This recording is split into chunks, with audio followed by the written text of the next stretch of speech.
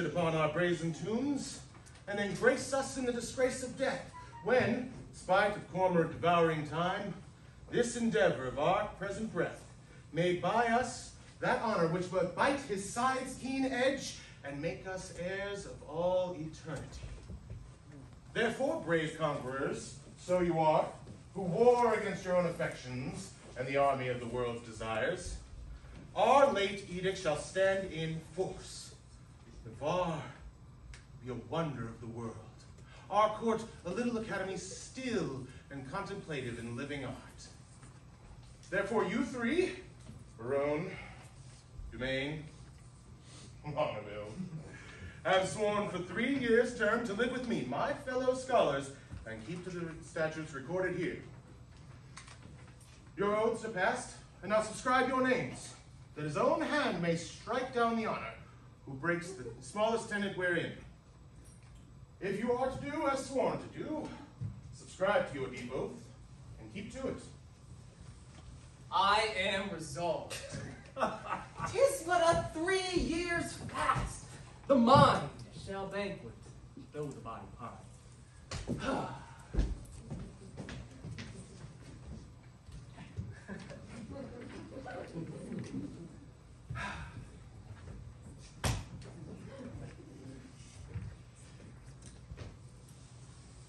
My loving lord, Dumaine is mortified.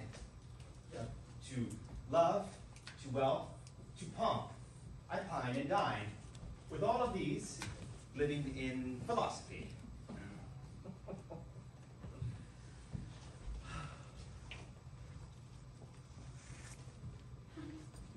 I can but say their protestation's over.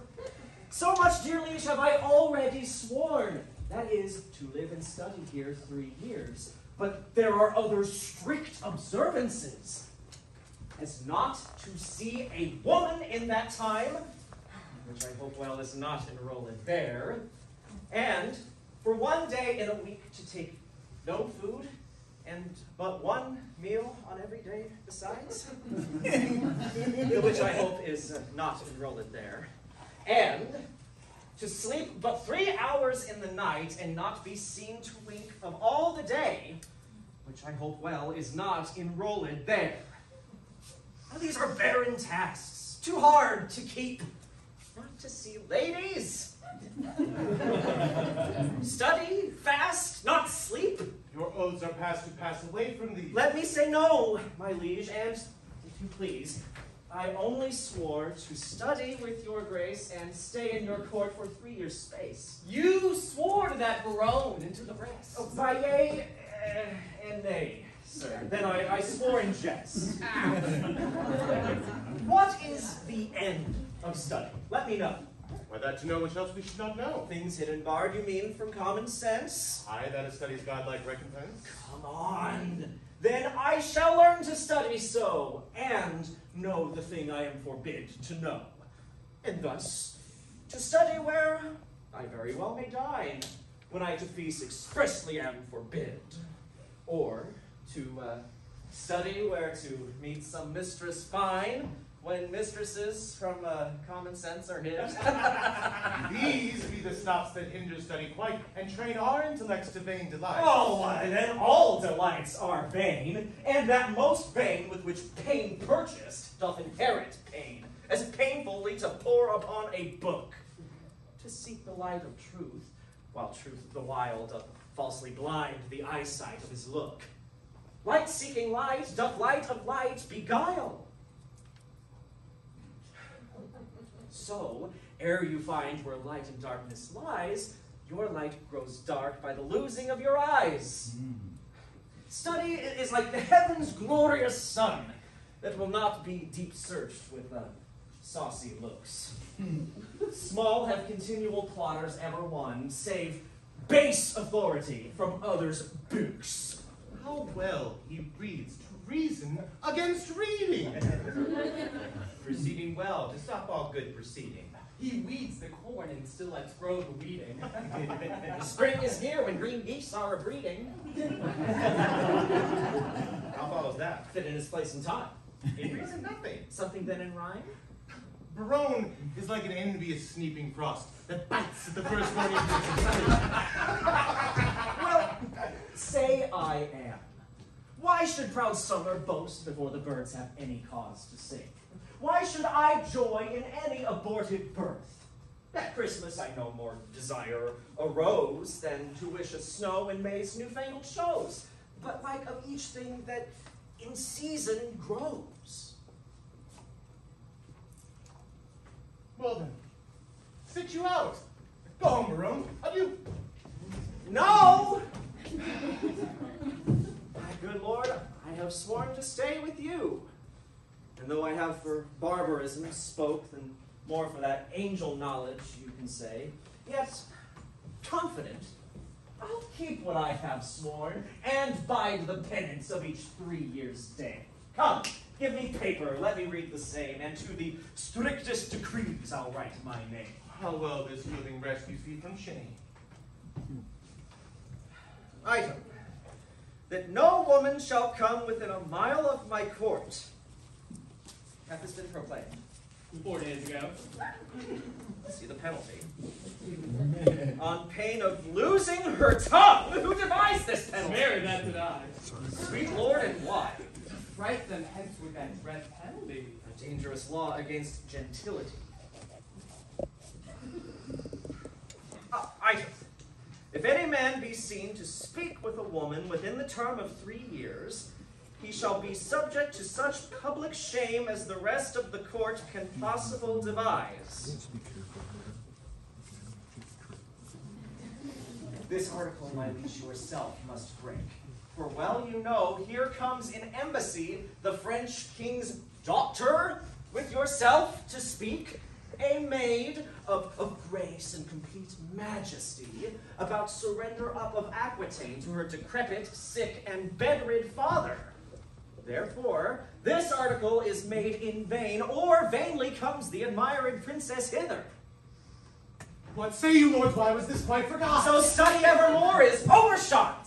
We will hence dispense with this decree. She must lie here on mere necessity. Necessity will make us all forsworn 3,000 times within this 3 years' space. If I break faith, this word shall speak for me. I am forsworn on mere necessity. So, to the laws at large, I'll write my name, and he that breaks them in the least degree stands in attainder of eternal shame.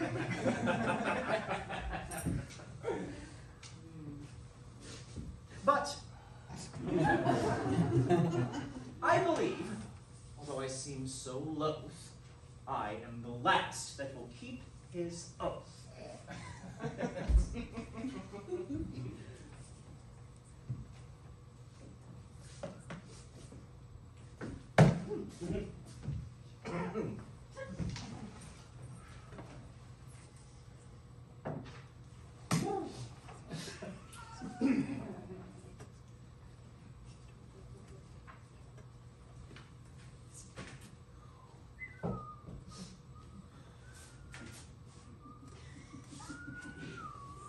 But is there no quick recreation given? Yes, there is. Our court, as you know, is haunted by a refined traveler of Spain, a man with a mint of phrases on his brain and all the world's new fashions planted. This child of fancy, this Armado Height, shall in high-born words tell us the worth of many a night from tawny Spain, lost in the world's debate. Now how you delight, my lords, I know not I, but I love to hear him lie, and I will use him for my minstrelsy. Armado is a most illustrious wight, a man of newfangled words, fashion's own knight. Co-star the swine! He shall be our sport, and so to study 3 years is but short.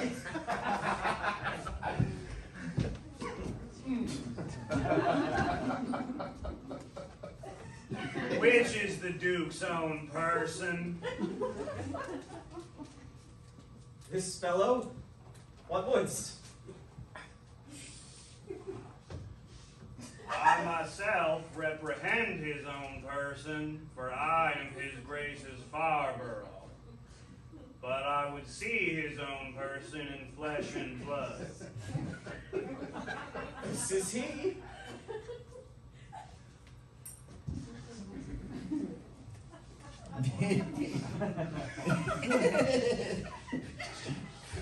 Signor, I commend you. There's villainy abroad. This letter will tell you more. Sir, the contempt thereof is touching me. A letter from the magnificent Armado. How low soever the matter, I hope to God for high words. Oh, a high hope for a low heaven. God grant us patience. The matter is to me, sir, is concerning Jack Winetta. The manner of it is, I was taken with the manner. In what manner? Well, in manner and form following, sir, all those three. I was seen with her in the manor house, sitting with her upon the form, and taking following her into the park, which, put together, is in manner and form following. Now, sir, for the manner, it is the manner of a man to speak of a woman, For the form, in some form. For the following, sir? As it shall follow in my correction. And God defend the right. Will you hear this letter with attention? As we would hear an oracle. Such as the simplicity of a man to hearken after the flesh. Great deputy, the Welkin's vice-regent and sole dominator of Navarre, my soul's earth's god and body's fostering patron. What? Not a word of starved yet? So it is. What? Well, it may be so, but if he say it is so, in telling truth. But so, Peace. be to me and every man that dare not fight. No words. Of other men's secrets, I beseech you!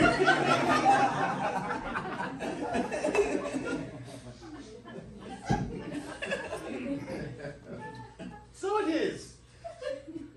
Besieged by the sable-colored melancholy, I did betake myself to thy health-giving air, and as I am a gentleman, betook myself to walk, the time when, about the 6th hour, when beasts best graze, birds best peck, and men sit down for that nourishment which is called supper. So much for the time when, but to the place where. I came to the northeastern part of thy eastern corner of thy westernly courteously nodding garden.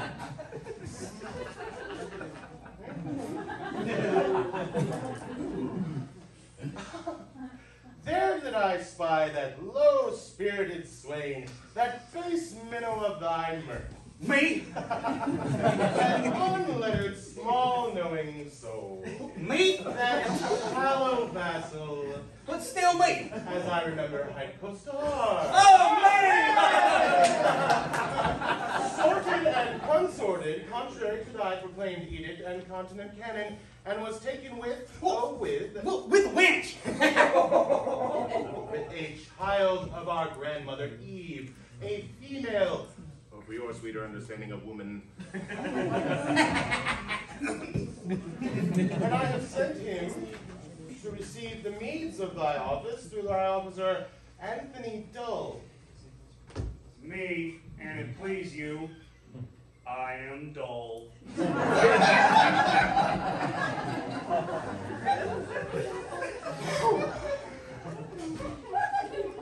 For Jacquinetta, so the weaker vessel is called. And I keep her as a vessel of thy law's fury, and shall at thy sweetest notice bring her forth to trial. Yours, and the heated heart-burning devotion, Don Adriano de Armado. The best for the worst. What's wrong? What say you? Sir, I confess the wench. And did you hear the proclamation? I do confess much of the hearing of it, but little of the marking of it. It was proclaimed a year's imprisonment to be taken with a wench. Ooh. This was no wench neither, sir. I was taken with a damsel. It was proclaimed damsel. This is no damsel neither, sir. She was a virgin. It is so very true, for it was proclaimed virgin. If it were, I'd deny her virginity. I was taken with a maid. This maid will not serve your turn, sir. This maid will serve my turn. I will declare your sentence. You shall fast a week with bran and water. I'd rather play a month with mutton and porridge. And Don Armado shall be your keeper. Lord Barone, see him deliver the rope. And go we, lords, to put into practice that which we have...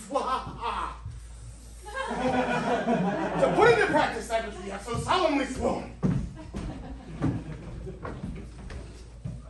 I will lay my head to any goodman's hat. These laws and oaths will prove an idle scorn.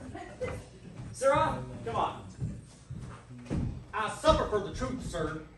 For true it is I was taken with Jacquinetta. And Jacquinetta is a true girl. And therefore, welcome to sour cup of prosperity. Afflictions may one day smile again. Until then, sit thee down sorrow.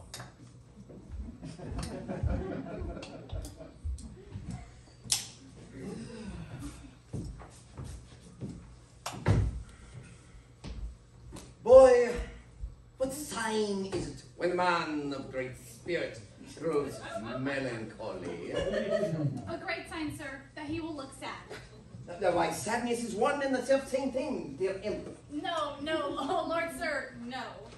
How canst thou part sadness and melancholy, my tender juvenile? By a familiar demonstration of the working, my tough senior.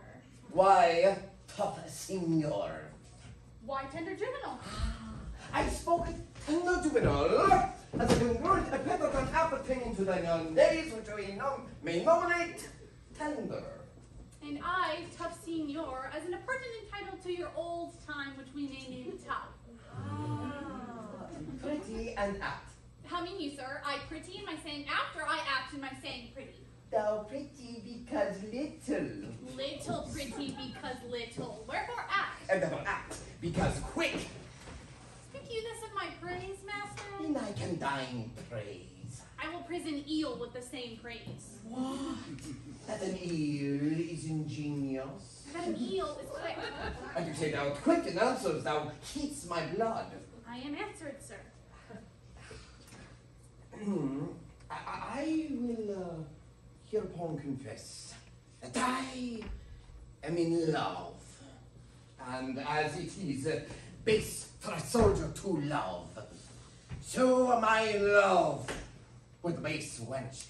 I think scorned aside, methinks I shall outswear Cupid. Comfort me, boy.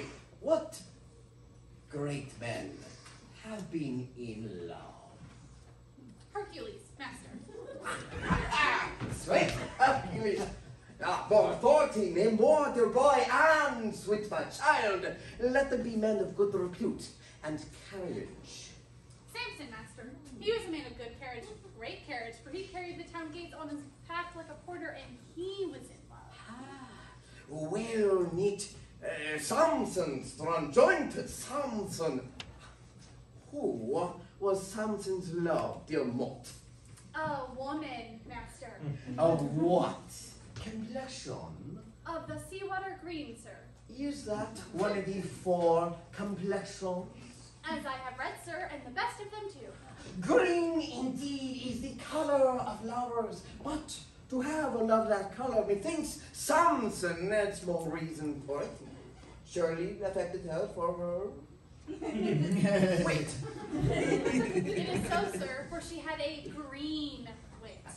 My love is immaculate white and red. Most immaculate thoughts, master, are masked under such colors.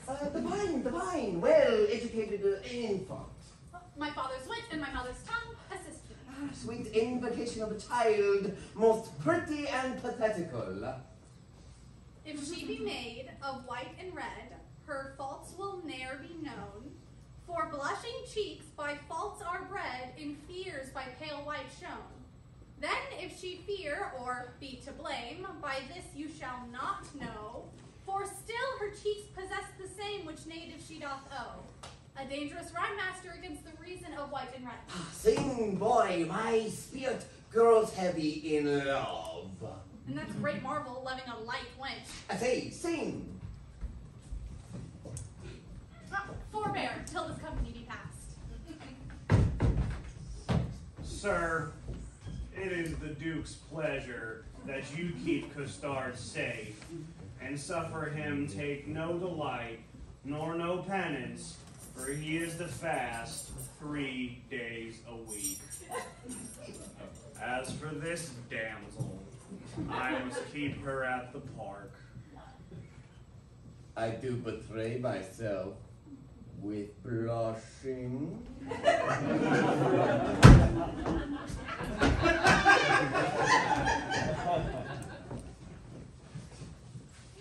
Maid, Man. I will visit thee at the lodge. That's hereby. I know where it is situated. Oh, Lord, how wise you are. I will tell thee wonders. With that face. I love thee. So I heard you say. I saw farewell.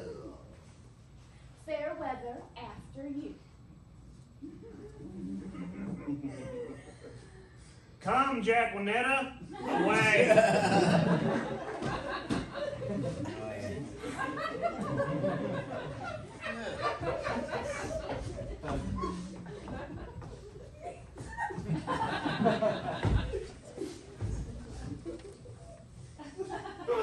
Villain! Thou shalt fast for thy offences ere thou be pardoned. Well, if I shall do it, sir, I hope I shall do it on a full stomach, yeah? Thou wilt be heavily punished. Well, I am more bound to you than your fellows, for they are but lightly rewarded.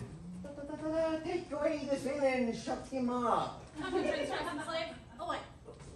Let me not be pent up, sir. I will fast being loose. No, sir, thou wert fast and loose, thou shalt to prison. If I ever do see my married days of desolation that I have seen, some shall see. What shall some see? Nay, nothing, Master Monk, but what they look upon. It is not for prisoners to be too silent in their words, and therefore I will say nothing. I thank God I have as little patience as another man, and therefore I can be quiet.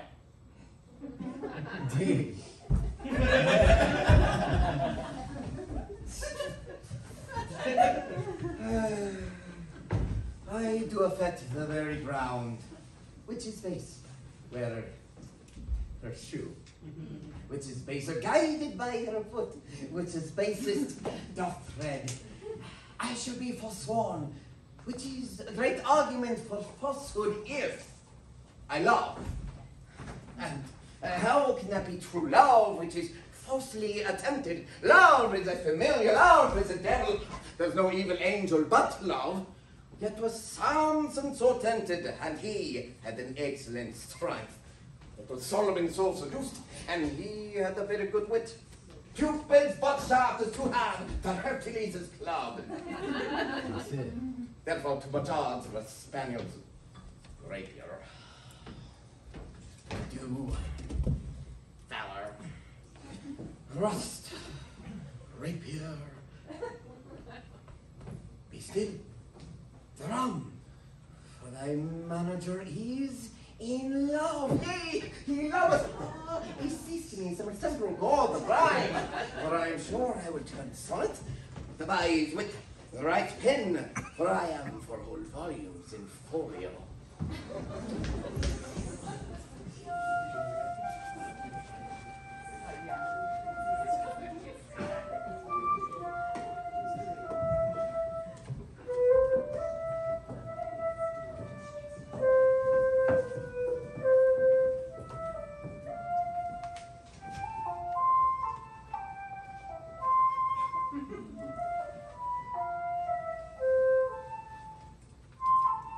Now, madam, summon up your dearest spirits. Consider who the king, your father, sends, to whom he sends, and what's his embassy.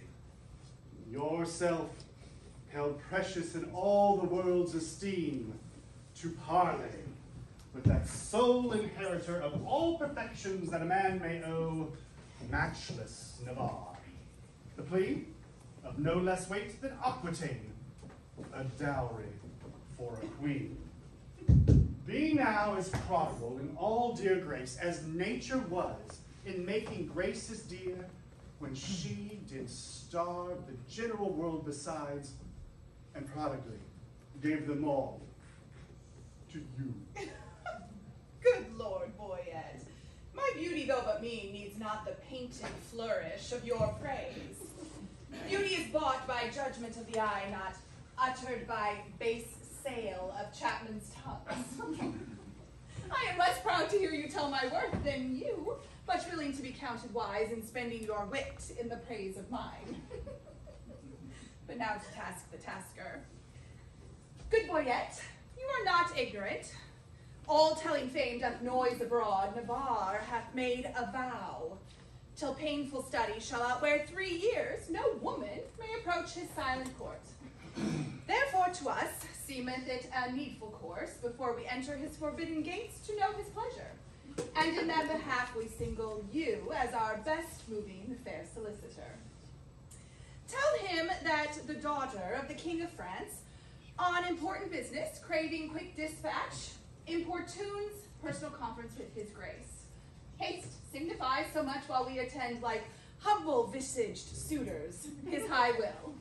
Proud of employment, willingly I go. All pride is willing pride, and yours is so.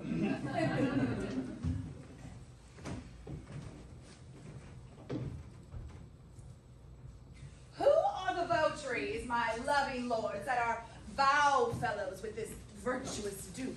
Lord Longueville is one. Oh, know you the man? Oh, I know him, madam. Oh. At a marriage feast in Normandy, I saw his Longueville. A man of sovereign parts he is esteemed, well fitted in arts, glorious in arms, nothing would do him ill that he would well. The only soil of his fair virtue's gloss, if virtue's gloss will stain any soil, is a sharp wit matched with two blunt. Some merry mocking lord, methinks.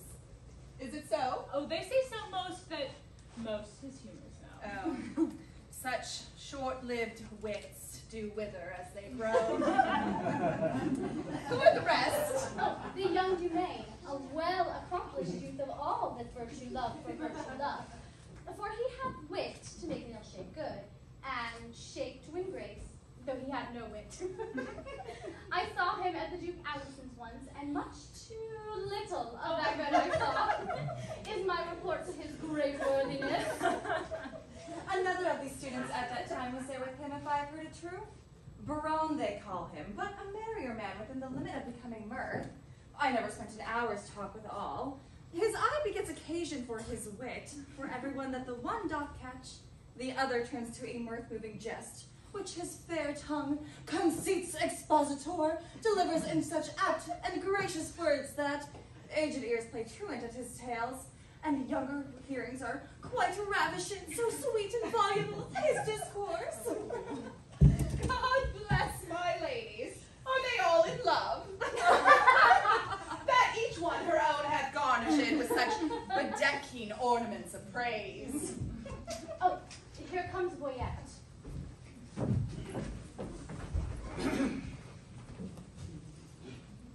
Now, what admittance, Lord? Navarre had notice of your fair approach, and he and his competitors in oath were all addressed to meet you, gentle lady, before I came. Mary, thus much I have learnt. He rather means to lodge you in the field. Like one who comes here to besiege his court, then seek a dispensation for his oath to let you enter his unpeopled house. Here comes Navarre.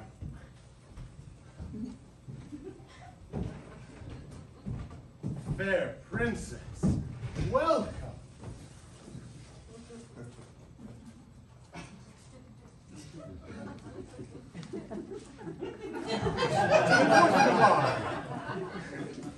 Fair, I give you back again, but welcome I have not yet.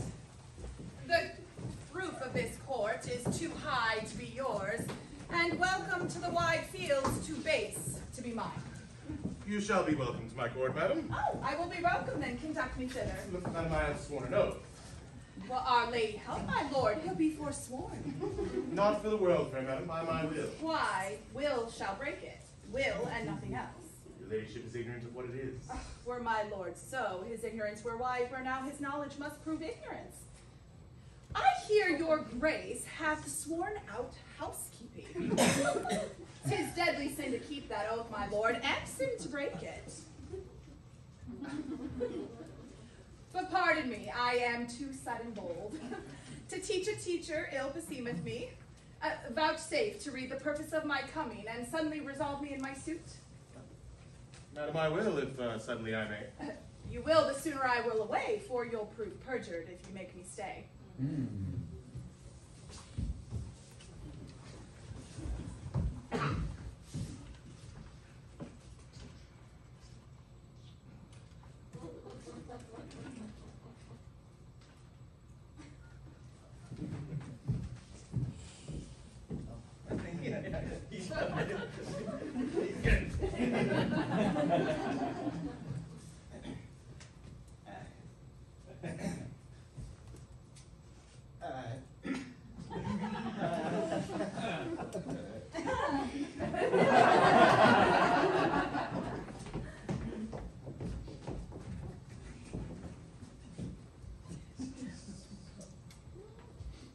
Did I not dance with you in Brabant once? Did I not dance with you in Brabant once? I know you did. How needless was it then to ask the question? You must not be so. 'Tis long of you that spur me with such questions. Your wit's too hot and speed's too fast. 'Twill tire. Not till it leave the rider in the mire. What time of day? The hour that fools should ask. Now fair befall your mask, Fair fall the face it covers. and send you many lovers. Amen. So you be none. Nay, then I will be gone. Okay. Madam, your father doth intimate the payment of 100,000 crowns, being but one half the entire sum dispersed by my father in his wars. But seeing that he or we have never received such a sum, there remains unpaid 100,000 more, in surety of which one part of Aquitaine is bound to us. Now, if your father would pay back that one half which is unsatisfied, well, we would yield up Aquitaine and hold fair friendship with his majesty. But that it seems he little proposeth.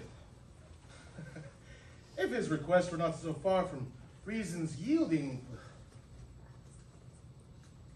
your fair face would make a yielding against some reason in my breast, though well satisfied back to France. You do the king my father too much wrong, and wrong the reputation of your name. in so unseeming to confess receipt of that which hath so faithfully been paid. I do protest I never heard of it, and if you prove it, I will pay it back, or yield up Aquitaine. Boyette, you can produce acquittances for such a sum from special officers of Charles's father. Satisfy me, sir? Pardon, your grace, the packet is not yet come. Tomorrow you shall have a sight of it. It shall suffice me. At which interview all liberal reason I shall yield unto. Until that time, through honor, without breach of honor, you may not come, dear madam, within my court. Here without you shall be received, as you may deem yourself lodged in my heart. Sweet desires and fair consort your grace. One wish I wish on thee in every place. Tomorrow we shall visit you again.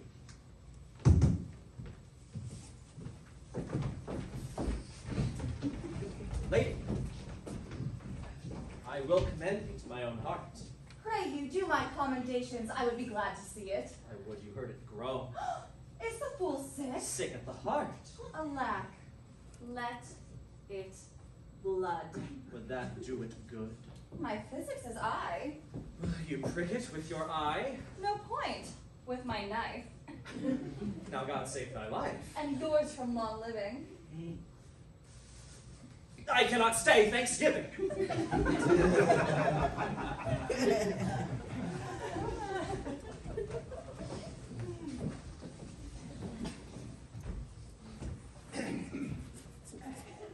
Sir, I pray you a word.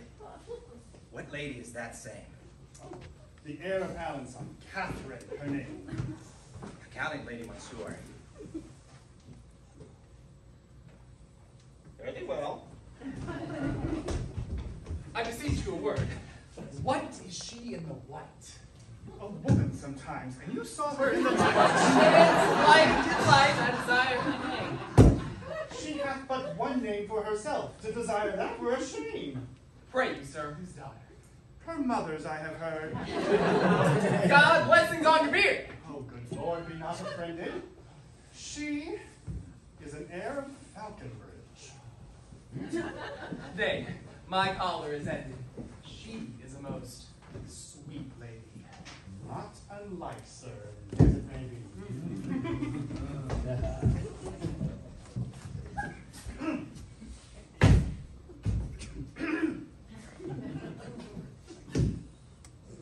What's her name in the cap? Rosaline, by good hap. Is she wedded or no? To her will, sir, or so. You are welcome, sir. Adieu. Farewell to me, and, welcome to you.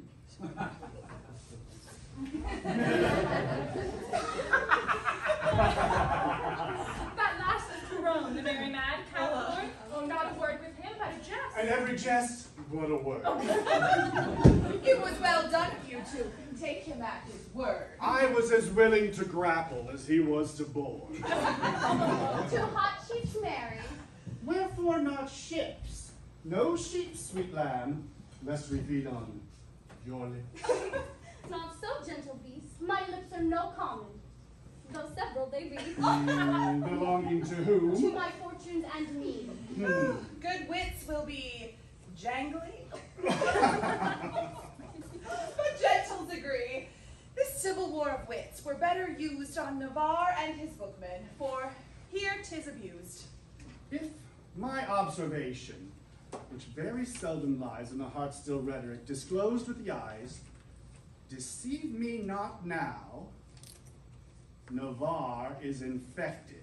With what? With that which we lovers entitle affected. Your reason. Why, all his behaviors did make their retire to the court of his eye, peeping thorough desire.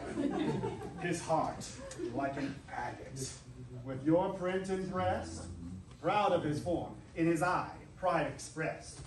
His tongue, all impatient to speak and not see, did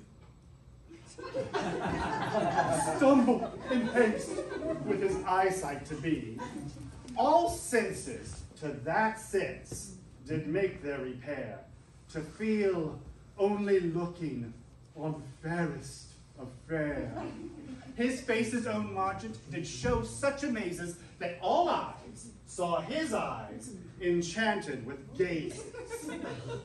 I'll give you Aquitaine and all that is his, if you give him, for my sake, but one loving kiss. Come to my pavilion, Boyette is disposed. But to speak that in words which his eye hath disclosed, I only have made a mouth of his eye, by adding a tongue which I know will not lie. Thou art old, love-monger, and speakest skillfully.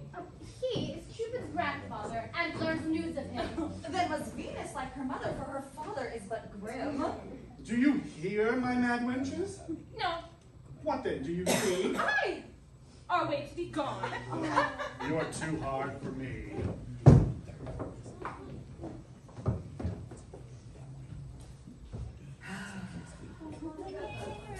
Warble, child, make passionate my sense of hearing.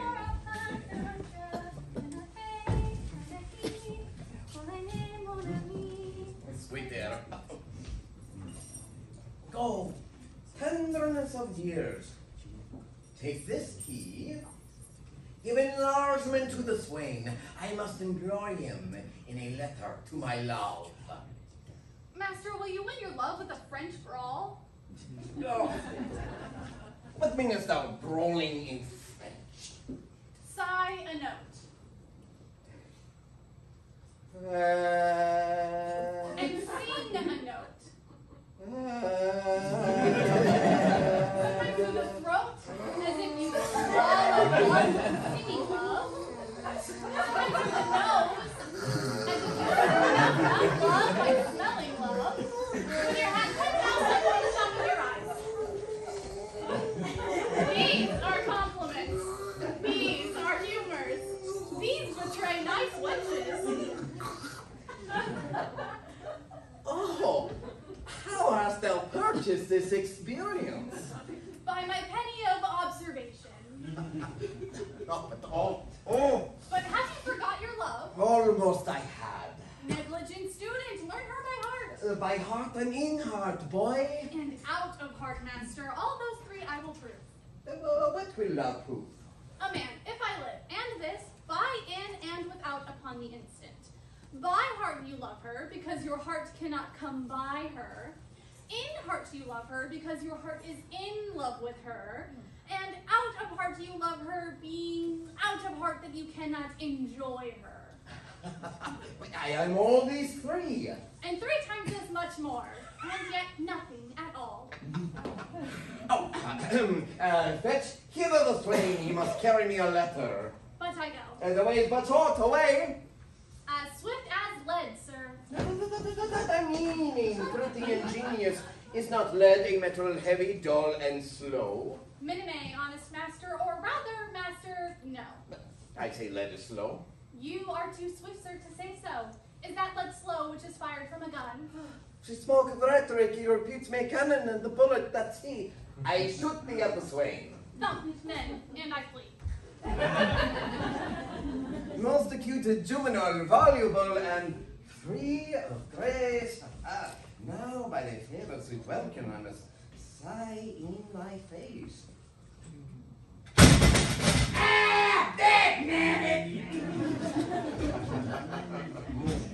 Rude, melancholy valor gives thee place. My herald is returned. A wonder, master. Here's a co-star, broken in a ship.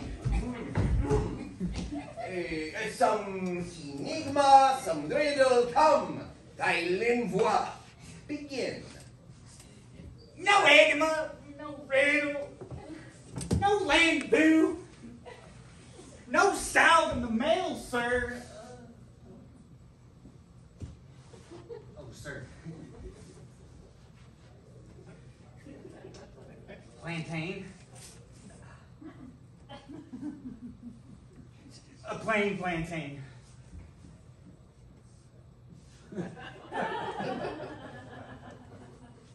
No lamboo. No lamboo. No salve in the mail, sir.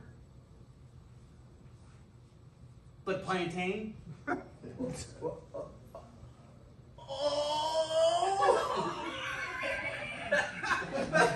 By virtue thou enforces the laughter.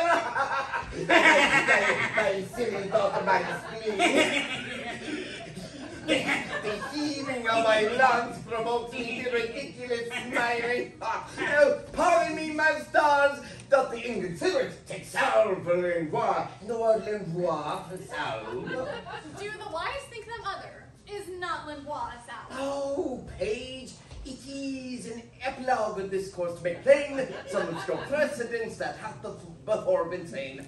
I will example it. The fox is 8, and the humble-bee was still at odds, being but 3. There's the moral. L'envoi. I will add l'envoi. Say the moral again. The fox is 8, and the humble-bee were still at odds, being but 3. Until the news came out of door and stiffed the odds by adding 4. Now will I begin your moral, and do you follow my l'envoi? The fox, the 8, and the humble bee were still at odds, being but 3. Until the books came out the door, saying the odds by adding 4. How did this argument begin? By saying that a costard was broken in a shin, then called you for the l'envoi. True. An eye for a plantain. But tell me, how was the costard broken in a shin? I will tell you sensibly. Thou hast no feeling of it, moat. I will speak that landau. I, co-starred, running out, that was safely within, fell over the threshold and broke my dang shin. We will talk no more of this matter. Till there be more matter in my shin. Sirrah, costard, I will enfranchise thee. Oh. Marry me to a Francis? I smell some landau in this. So, I mean, in freedom in thy person, setting thee at liberty, thou art immured, restrained, captivated, bound. True. And now you'll be my purgation and let me loose. I give thee thy liberty, setting thee from the ranks, and in lieu thereof, impose on thee nothing but this. Bear the significant to the country-made Jaconetta. There is remuneration. The best reward of mine honor is rewarding my dependence. Moat, follow. Like to see polite, see your costard. Adieu.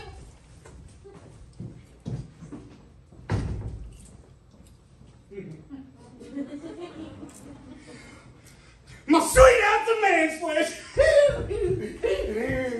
Moat, don't move. Don't do move. Move.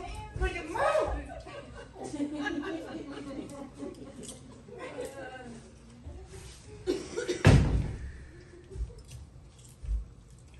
Now I will look to his remuneration. Remuneration. That's the Latin word for 3 farthings. 3 farthings? Remuneration. Good morrow, constable. How much for that there ankle? 1 penny? No, I'll give you a remuneration. Why, it carries it.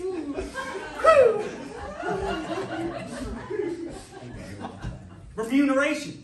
It's a fairer name than the French crown. I will never buy and sell out of this word. My good name's co-star, exceedingly well met. Pray you, sir, how much carnation ribbon may a man buy for a remuneration? What is a remuneration? Marry, sir. Halfpenny farthing. Why, then 3 farthing worth of silk? I'll thank your worship. God be with you. Stay, slave. I must employ thee. As thou wilt win my favor, my good knave, do one thing for me that I shall entreat. When will you have it done, sir? This afternoon. Well, I will do it, sir. Fare you well! Thou knowest not what it is. I shall know it when I have done it. Villain, thou must know first. I will come to your worship tomorrow morning. It must be done this afternoon. Hark, slave, it is but this.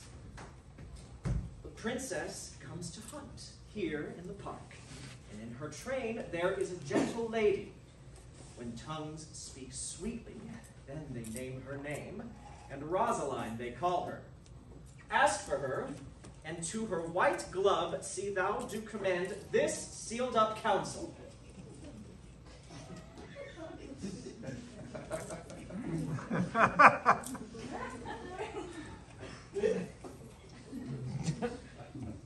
There's thy garret. Go!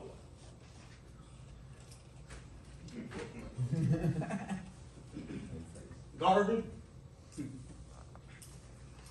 Sweet garden. Better than remuneration. 11 pence farthing better. My sweet garden. I will do it, sir, in print. Garden remuneration.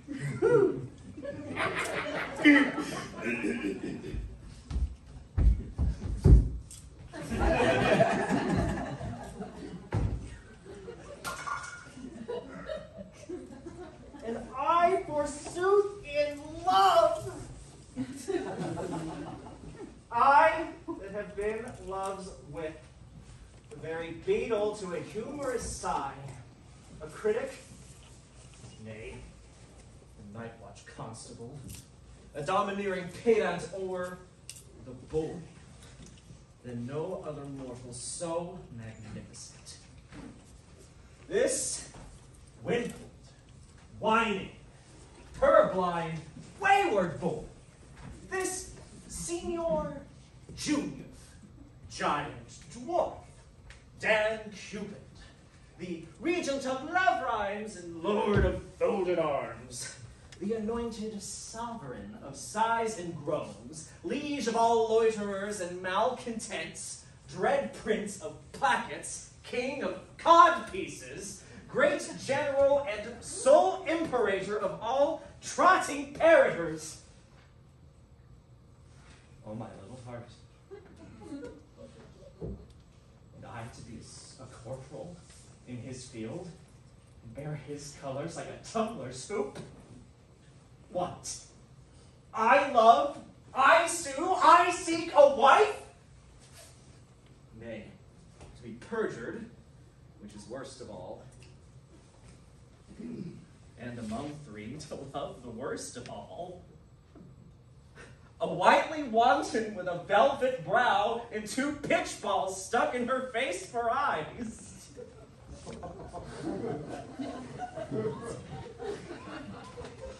And I to sigh for her, to watch for her, to pray for her. Go to. It is a plague that Cupid will impose on my neglect of his almighty, dreadful little might.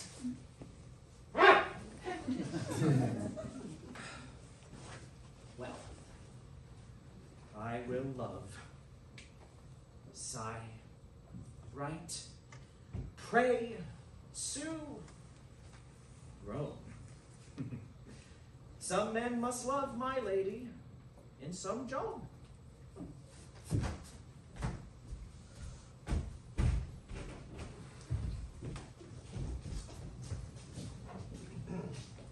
Was that the king that spurred his horse so hard against the steep uprising of the hill? I no doubt, but I think it was not he. Where he was, he showed a mounting mind. Well, ladies, today we shall have our dispatch, or Saturday we will return to France. Then,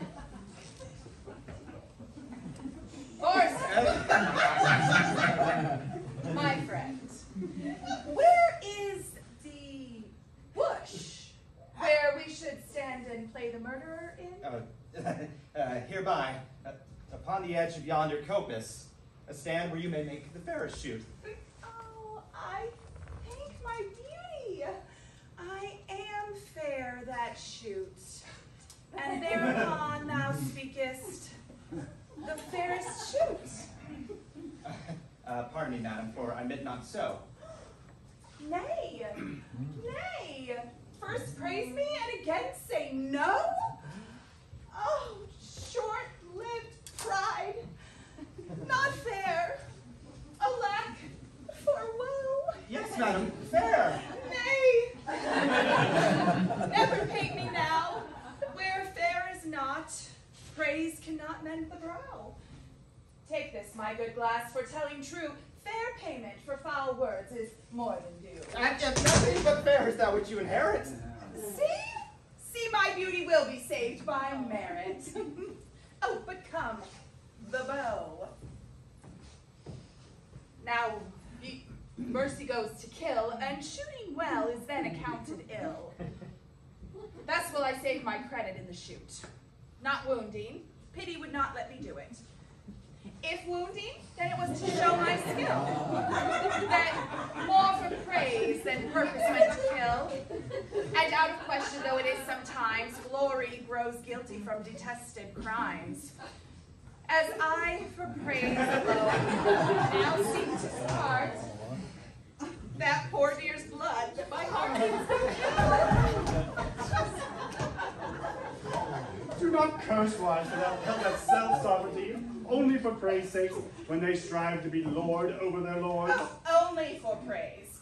And praise we do afford to any lady that subdues a lord. Here comes a member of the Commonwealth. Oh, God, dig you then off? Which here is the head lady?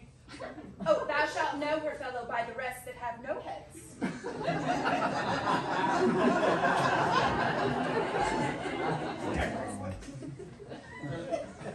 Which is the greatest lady? You know, the highest? The thickest and the tallest. The thickest and tallest. It is so. Truth is truth. And your waist mistress were slender as my wit. And one of these maids girdles for your waist, she'll be fit.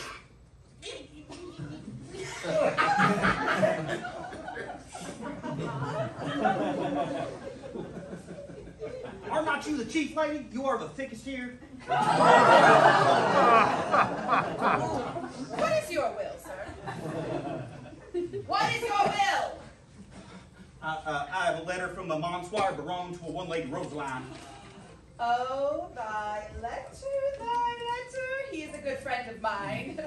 Here, Boyette, you can carve. Break open this capon. I am bound to serve.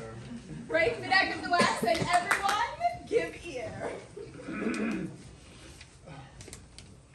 By heaven, that thou art fair is most infallible.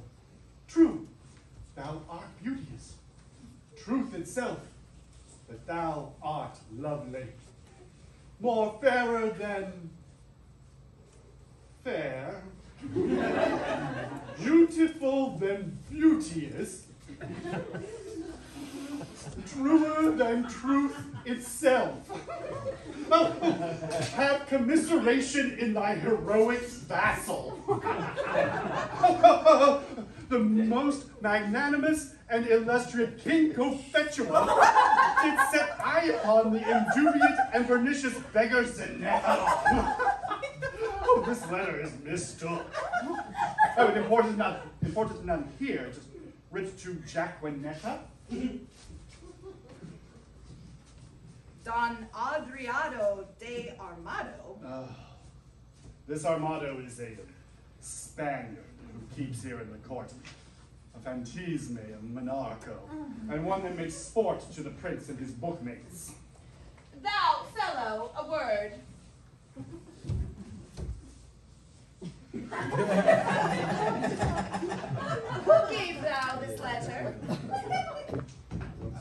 told you, my lord. To whom shouldst thou give it? From my lord to my lady. From which lord to which lady? From Lord Baron, a good master of mine, to one lady of France that he called Rosaline. Well, thou hast mistaken this letter. Come, lords, away. Here, sweet, put this up. 'Twill be thine another day. Who is the shooter? Who is the shooter? Shall I teach you to know? I, my continent of beauty. Why, she that bears the bow. My lady comes to kill horns. But if thou marry, hang me by the neck if horns that year miscarry. Well, then I'm the shooter. And who is your dear? If we choose by the horns, yourself not come near. You still wrangle with her, boyette, yet she strikes at the brow. She herself is hit low. Oh, have I hit her now? Thou canst not hit it, hit it, hit it. Thou canst not hit it, my good man. And if I cannot, and if I cannot, another can. Thou canst not hit it, hit it, hit it. Thou canst not hit it, another man. By my troth, how pleasant how both did fit it. Oh, marvelous well shot, for they both did hit it. A mark. Oh, mark. But that mark? A mark, says my lady. Let that mark have a prick in it to meet at, if it may be. Oh, wide of the bow hand. If they, your hand's out. Indeed, he must shoot near or near hit the cloud. Oh, if my hand be out, then be like, your hand is in. Well, she's too hard for you at pricks, sir. Challenge her to bowl. I fear too much rubbing. Good night, my good man. Oh, by my soul, who's one of them clowns? Lord, Lord, how the ladies and I did put him down. Oh, my troth, most sweet jests, most infinity vulgar wit. When it comes so smoothly off, so obscenely as it were, so fit. So live, so live. A very reverend sport, truly, and done in the testimony of a good conscience. The deer, as you know, was insanguis, in blood, ripest upon the water, who now hangeth like a jewel in the ear of Kylo, the sky, the welkin, the heavens, and anon falleth. Crab-like upon the face of terror, the soil, the land, the earth. Truly, Master Halifax, the epithets are sweetly varied, like a scholar at the least. But, sir, I assure you, it was a buck of the first head. Sir Nathaniel, howd credo. Was not a house credo, 'twas a pricket. Most barbarous intimation. As it were, a kind of insinuation, in way of explication, facere, as it were, a replication.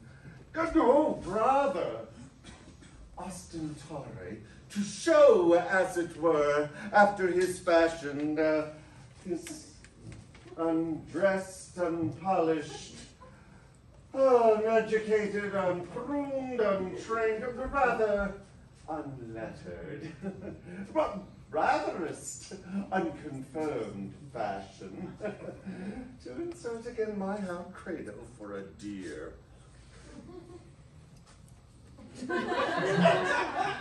I said 'twas not a hound credo, 'twas a pricket.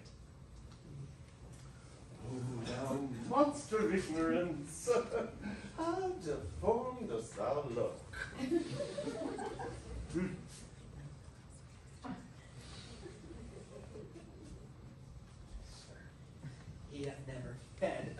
dainties that are bred in a book.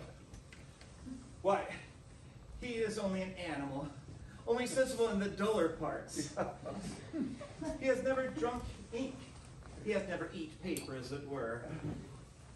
He's only an animal, only sensible in the duller parts, and thankful should be, we who are of taste and feeling, are for those parts which do fructify in us more than he.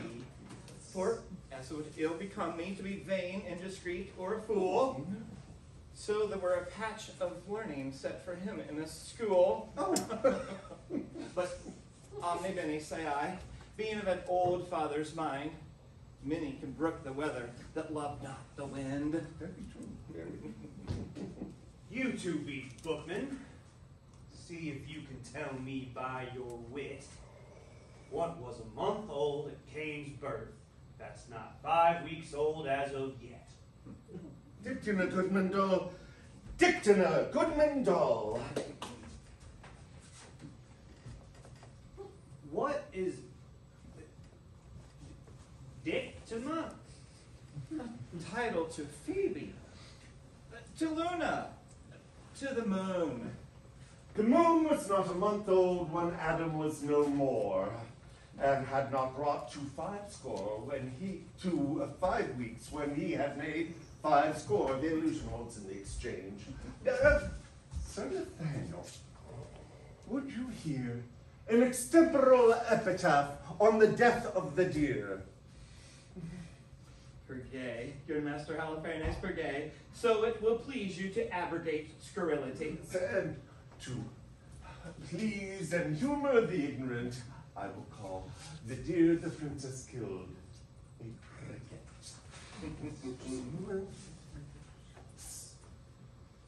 The praying princess, pierced and pricked, a pretty, pleasing cricket. Oh. The dogs did yell, and ell to soar, and sorrel jumps from thicket.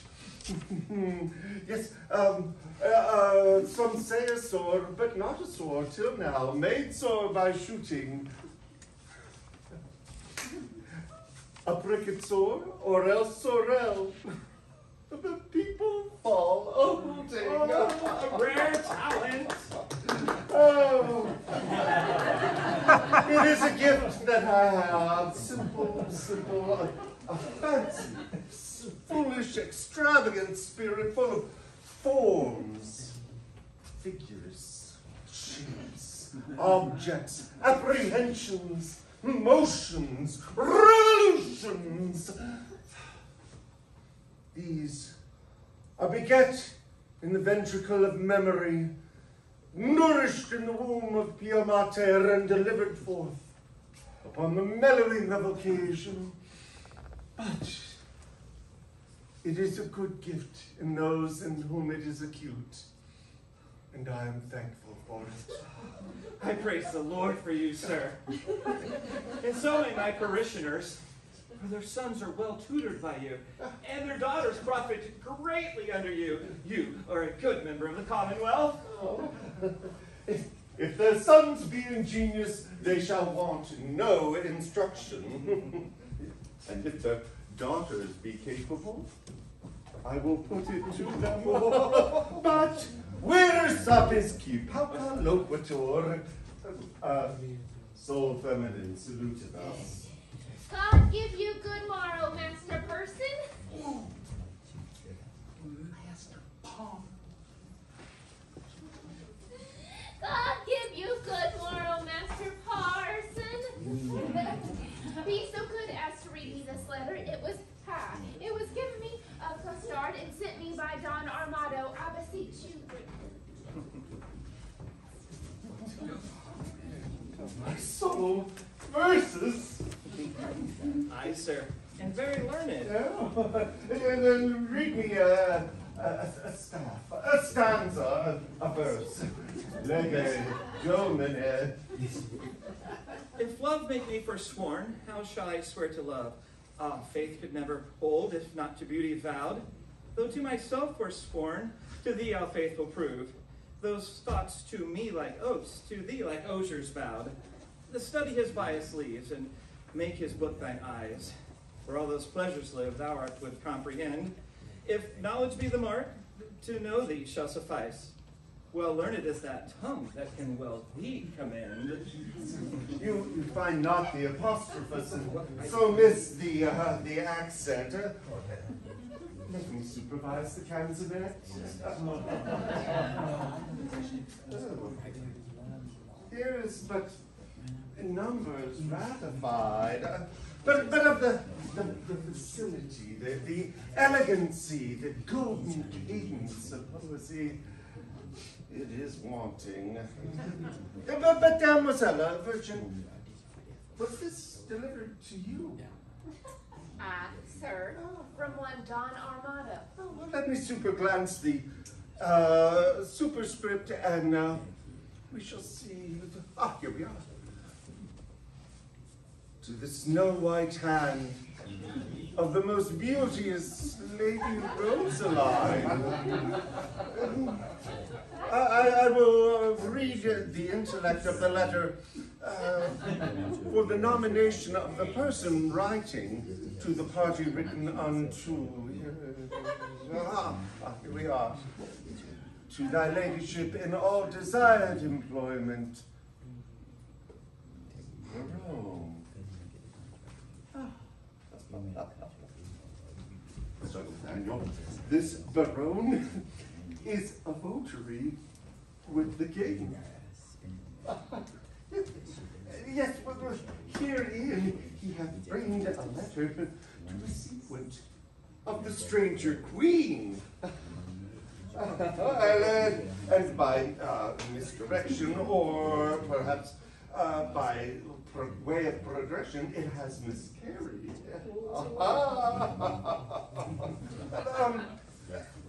Tripping go, my sweet. Would you take this paper and deliver it to the royal hand of the king? It may concern much. Stay not thy compliment. I forgive thy duty. Adieu. Good Cassard! Go with me. Sir, God save your life!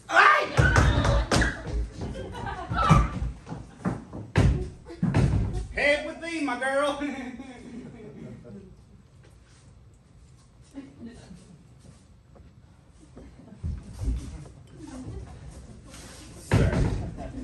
You have done this in the fear of God very religiously, as a certain father saith. No! Tell me not of the father, sir. I do fear colorable colors. But to return to the verses, did they please you, Sir Nathaniel? Marvelous well for the pen. Well, I do dine tonight at the father's of a certain pupil of mine. And there, where if before repast it would please you to gratify us with a grace, I will, upon my privilege with the parents of the foresaid child or pupil, undertake your benvenuto, where I will prove these verses very unlearned. Neither savoring of wit, poetry, or invention. Oh, I do beseech your society. Thank you too. For society, saith the text, is the happiness of life. And certes, the text most infallibly concludes it. Oh, sir, I do invite you as well. No. Thou shalt not say me nay. Pauca verba. Away. The gentles are at their sport, and we shall to our recreation.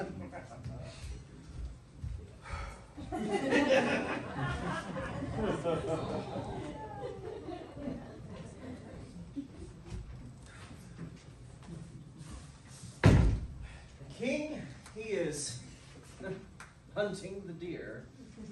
I am coursing myself. They have pitched a toil. I am toiling in a pitch that defiles. foul word. Well, set thee down, sorrow. Or so they say the fool said. And so say I, and I the fool. By the Lord, I will not love. If I do, hang me. In faith, I will not. Oh, but her eye. By this life for her eye, I would not love her.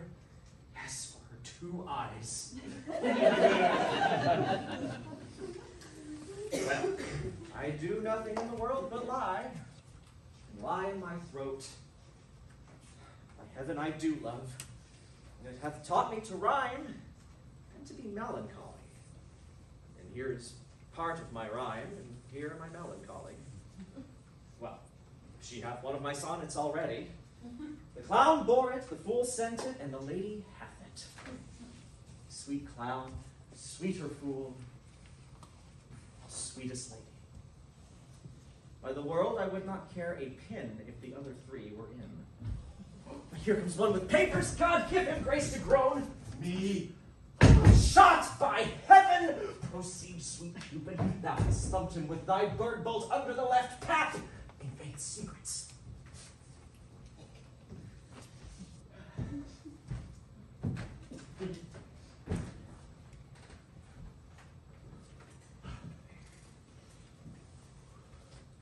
So sweet a golden kiss the sun gives note to thy fresh morning drops upon the rose, as thy eye beams through the fresh morning rays down smote, the drops of dew that on my cheek down flows. Do behold the tears that swell in me, and they thy glory through my griefs will show. O Queen of Queens, how far dost thou excel? No thought can think, nor tongue of mortal tell. How shall she know my griefs? Sweetly, even shade follies. I shall drop the paper. Oh, my yo!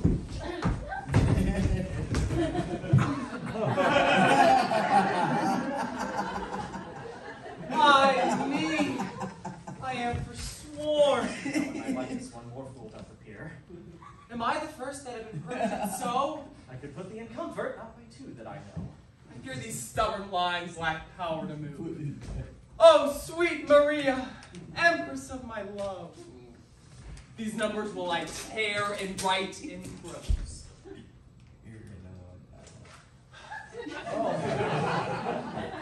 This the same shall go. Did not the heavenly rhetoric of thine eye, against whom the world cannot hold argument, persuade my heart to this false perjury? Vows for thee broke deserve not punishment. O woman, I forswore, but I will prove thou being a goddess. I forswore not thee. My vow is earthly, and thou a heavenly love. Thy grace being gained cheers all disgrace in me. Thou art but breath, and breath a vapor is. Then thou, fair sun, which on my earth dost shine, exhalest this vapor valley, and be it is. If broken, then, it is no fault of mine. If by me broke, what fool is not so wise to lose an oath, to win a paradise? By whom shall I send this? Company, stay! Oh.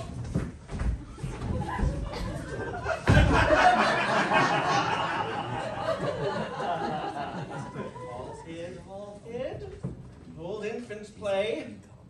A demigod here I sit in the sky, and wretchedful secrets heed, watchfully o'er eye. More sex to the mill, I have my wish. Domain transformed, 4 woodpots in a dish. O most divine Kate! O most profane coxcomb! By heaven, the wonder in a mortal eye, as upright as the cedar, as fair as day. Oh, that I had my wish! And I had mine. I had mine. And I had mine.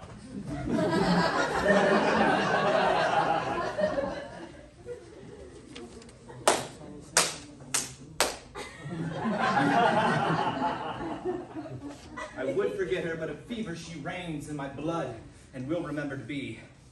Once more I'll read the ode that I have writ. Once more I'll mark how love can vary wit.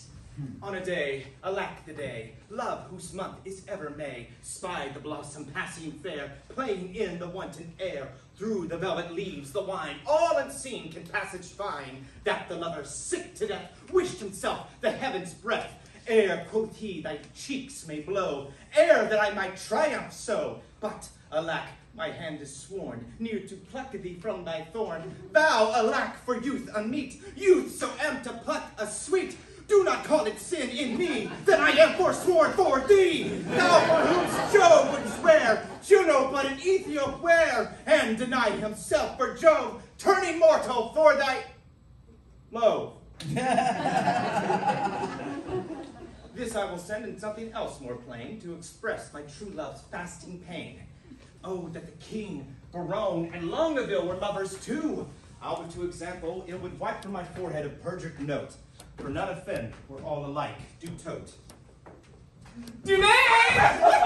And you may look pale, but I should blush to be o'erheard and take a nap and so. Oh, my you blush. As is your case is such. You tried him offending twice as much. You do not love Maria, Longaville? Did never a sonnet for her sake compile? Never laid his wreathed arms athwart his bosom to keep his heart down.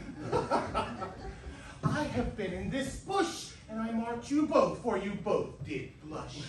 Yes, I saw, heard your rhymes, observed your fashions, saw sighs reek from you, observed your passions. Ay me, cries one. Oh, Jove, the other please. When her hair were gold, crystal the other's eyes. You would for paradise break your troth? And Jove, for your lowe, would break an oath?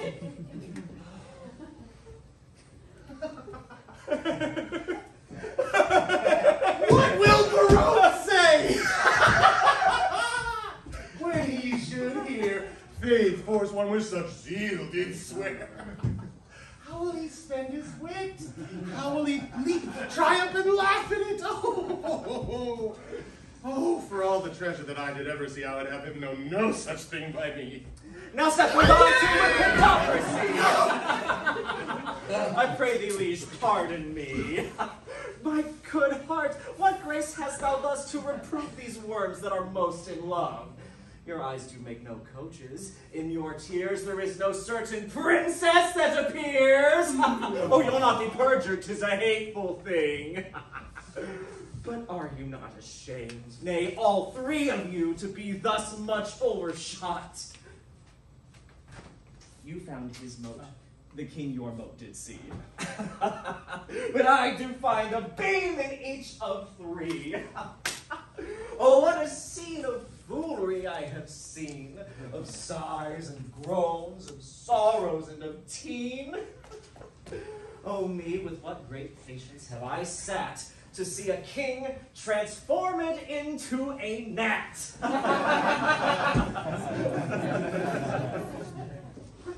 Where lies thy grief, oh tell me, good Dumaine, and gentle Longaville, where lies thy pain? And where my lieges, all about the breast, a coddle ho! Too bitter is thy jest, are we betrayed by thy overview? Not you to me, but I betrayed by you. I that am honest.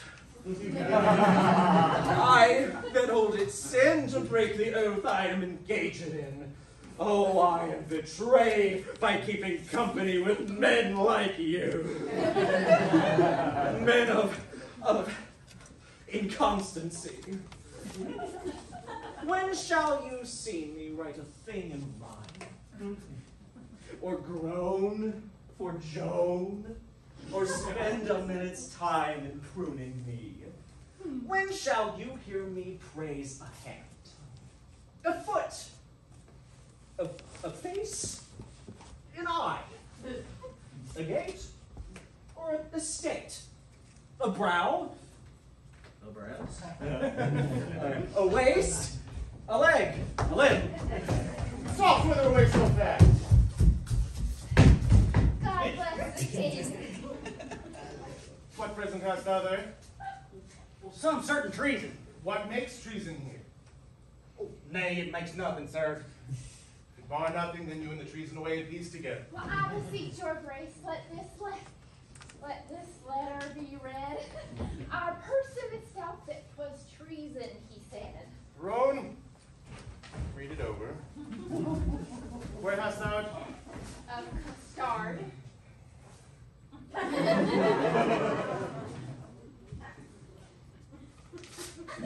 Oh, now what is in you? Why dost thou tear it? Toy, my leisure, toy. Your grace needs not fear it. Oh, it did move with a passion, therefore let's hear it. It is Barone's writing, and here is his name. Oh, poor son loggerhead, you were born to do me shame. Guilty, my lords, guilty. I confess. I confess. What? That you three fools lacked me, fool, to make up the mess. That he, and you, my liege, and I, are pick purses in love, and we deserve to die. Dismiss this audience, and I shall tell you more. Now the number is even. True, we are four. These turtles be gone. And sirs, away. Walk aside, the true folk. Let the traitors stay.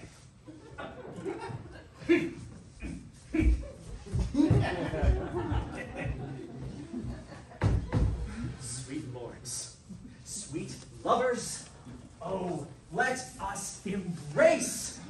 As sure as we are flesh and blood, the sea will ebb and flow. Heaven showed his face. Young blood cannot obey an old decree. We cannot cross the reason why we're born. Therefore, of all hands must we be forsworn. But did these rent lines show some love of thine? Did they? Quoth you?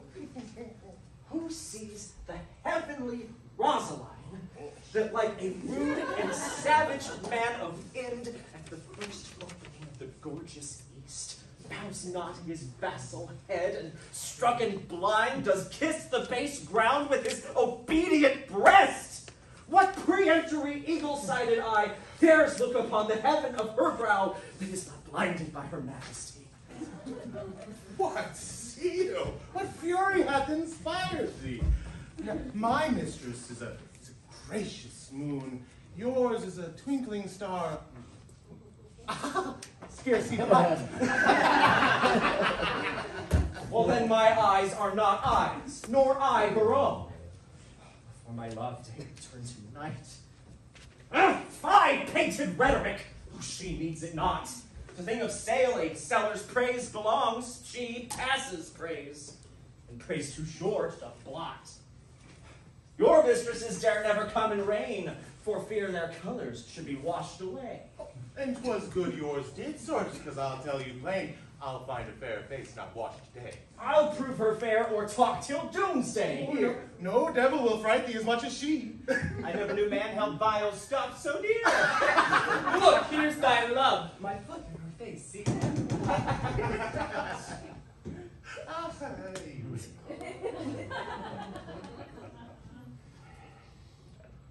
Are we not all in love? Nothing so sure, and thereby all forsworn. Leave this chat. Good Barone. Now, prove our loving lawful. My faith not torn. Aye, Mary, there's some flattery for this evil. Oh, some authority. How to proceed. Some tricks, some quillets. How to cheat the devil. Some salve for perjury. Oh, 'tis more than need.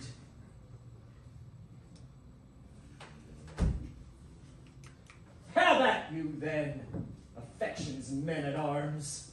Oh, we have made a vow to study, lords, and in that vow we have forsworn our books. For when would you, my liege, in leaden contemplation, have found out such fiery eyes as beauty's tutors have enriched you with? Other slow arts entirely keep the brain, but love, first learned in a lady's eyes, lives not alone and murid in the brain. It courses as swift as all the elements, and gives to every power a double power above their functions and their offices. It adds a precious seeing to the eye. A lover's eyes will gaze an eagle blind. A lover's ear will hear the lowest sound. Love's feeling is as soft and sensible as are the tender horns of cockled snails. Love's tongue proves dainty Bacchus gross in taste. And for valor, is love not a Hercules, still climbing trees in the Hesperides, subtle as Sphinx, as bright and sweet as a fair Apollo's lute, strung with his hair? And when love speaks, the voice of all the gods make heaven drowsy with the harmony. Never durst a poet touch a pen to write, till his ink were tempered with love's sighs. Oh, then his lines would ravish savage ears, and plant in tyrants mild humility. From women's eyes, this doctrine I derive. They sparkle still, the right Promethean fire. They are the arts, the books, the academics that show, contain, and nourish all the world, till none else in aught proves excellence. Fools you were, these women to forswear. Or, in keeping what is sworn, you prove fools. For wisdom's sake, a word that all men love. Or for love's sake, a word that loves all men. Or for men's sake, the authors of these women, or women's sake, by whom we men are men, let us once lose our oaths to find ourselves, lest we keep our oaths to lose ourselves.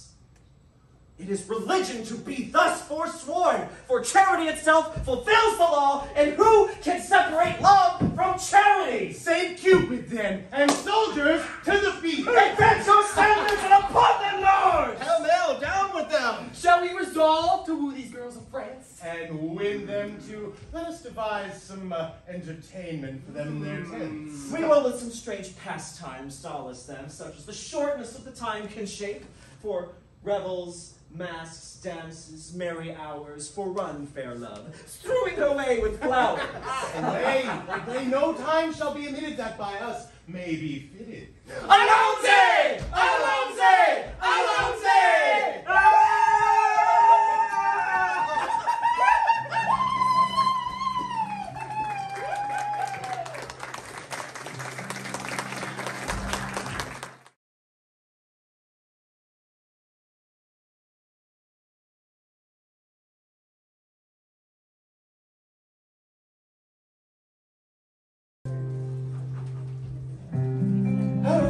Sages quid sufficit. Sir, I praise God for you. Oh, your reasons at dinner tonight were sharp and sententious, pleasant without scurrility, witty without affection, audacious without impudency, learned without opinion, and strange without heresy. I did converse this quondam day with a companion of the king's, who is intitulated, nominated, or called Don Adriano de Armado. Novi hominem tanquante. His humor is vaunted. His discourse peremptory. His tongue is filed. But his eye is ambitious. Oh, and his feet majestical. And his general behavior is vain, ridiculous, and thrasonical. He's too picked, too spruce, too affected, too odd, as it were. Too peregrinate, as I may call it. A most singular and choice epithet. Yes, and he draweth out the thread of his verbosity, finer than the staple of his argument. I abhor such fanatical fantasy, such unsociable and point-device companions, such rappers of orthography. He would speak doubt, fine, but he should say doubt. When he should say debt, it's D-E-B-T, not D-E-T. He clippeth a cow half. Cow half. Neighbor, walkator. Neighbor. This is abominable. Sir, do you see who approaches? I do, and rejoice. Men of Pest, well encountered. Most military, sir. Salutation. They have been at a great feast of languages and stolen the scraps. Oh, they have lived long on their own basket of words. I marvel thy master hath not eaten thee for a word, for thou art not so long by the head is honorific ability to anatomist. Thou art easier swallowed than a flat dragon. Peace. The peal begins. Monsieur, are you not lettered? Yes, yes. He teaches boys the horn book. What is A-B spelled backward with a horn on its head? Ah, Buetitia. With the horn added. Vamos, silly sheep with a horn! You hear his learning. Quiz the consonant. The last of the 5 vowels if you repeat them, or the 5th if I. I will repeat them. A-E-I. Oh, the sheep. The other 2 concludes it. Oh, you. Now by the scrum of the Mediterranean, a sweet touch, a quick of your wit, it's not quick at home, it rejoices my intellect through it. Offered by a child to an old man, which is wit old. But what is the figure? What is the figure? Horns. He disputes like an infant. Go whip thy gig. I have but 1 penny in the world thou shouldst have to buy gingerbread. Oh. There is the very remuneration I had of thy master. Thou half penny purse of wit. Thou pigeon-egged discretion. Oh, but go to. Thou hast it ad Dunhill at the fingers' ends, as they say. I do smell false Latin. Dunghill or unguum. Outsman, preambulate. We will be singled from the barbarous. Do you not educate the youth at the charge house on top of the mountain? For moans, the hill. For your sweet pleasure, for the mountain. I do, sans question. Sir, it is the king's most sweet pleasure and affection to congratulate the princess at her pavilion in the posteriors of the day with the rude multitude called the afternoon. Posterior of the day. Most generous, sir, is congruent, measurable, and liable for afternoon. It is a word most cold, chose, sweet, and apt, I do assure you, sir, I do assure. Ah, sir, the king is a noble gentleman, and by familiar, I do assure you, very good friend. For what is inward between us, let it pass. For I must tell thee, it will please his grace by the will sometimes to lean upon my poor shoulder and thus, with his royal finger, thus dally with my excrement. But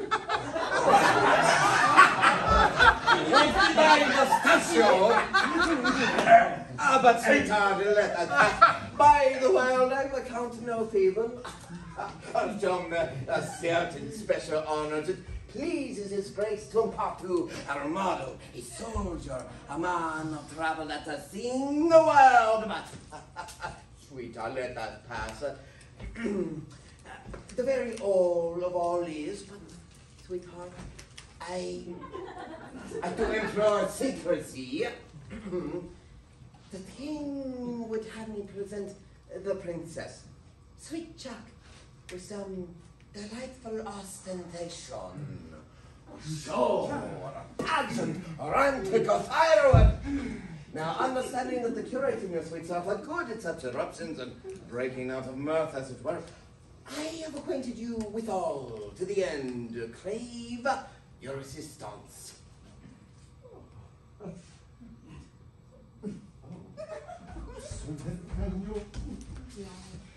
Some entertainment of time.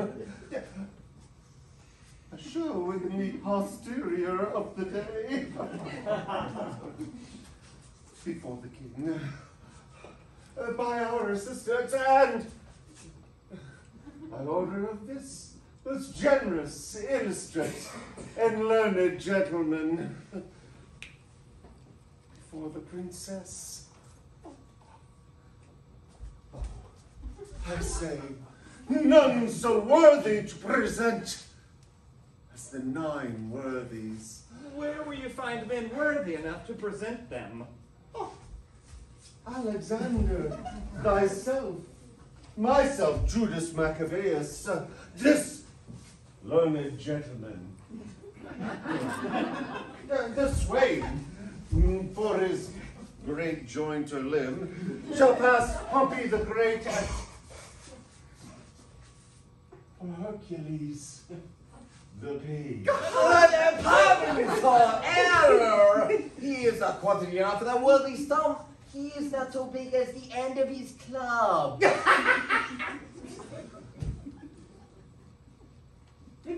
Shall I have audience? He shall present Hercules in his minority. His enter and exit shall be strangling a snake, and I shall have an apology for that purpose. Oh, an excellent device. So if any of the audience hits, you might cry, well done, Hercules, now thou crushest the snake. Yeah, for the rest of the worthies. Well, I shall present 3 myself. Thrice worthy gentlemen.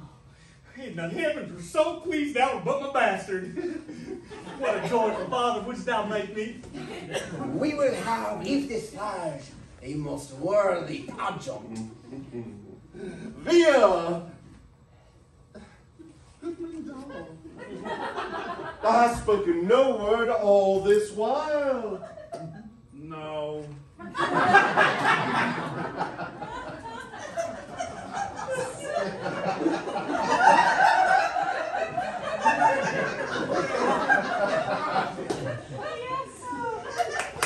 Nor understood none neither. Most dull on a stall. We are away to our sport.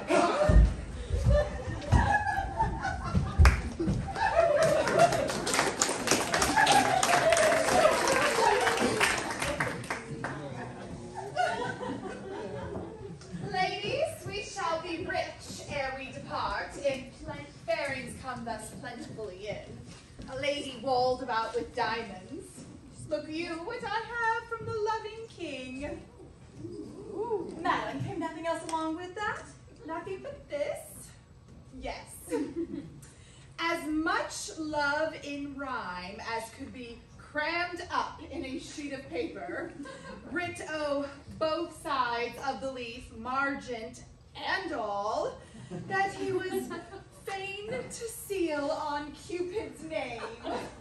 That was the way to make his godhead wax, for he hath been 5,000 year a boy. Aye, in a shrewd, unhappy gallows, too. You'll never be friends with him. He killed your sister. He made her melancholy, sad, and heavy, and so she died. Had she been light, like you, of such a merry, nimble, stirring spirit, she might have been a grand dame ere she died. And so may you, for a light heart lives long. What's your dark meaning, Mouse, of this light word? A light condition in a beauty dark. We need more light to find your meaning out. You'll mar the light by taking it in snuff, therefore I'll darkly end the argument. Look what you do it still in the dark. So do not you, for you are a light wench. Indeed, I weigh not you, and therefore light. Oh, you weigh me not, that you care not for me. Great reason for past care is still past cure. Well, bandied both, a set of wit, well played. But Rosalind, you have a favor too. What is it, and who sent it? I would you knew, and were my face but as fair as yours, my favor were as great. Be witness this.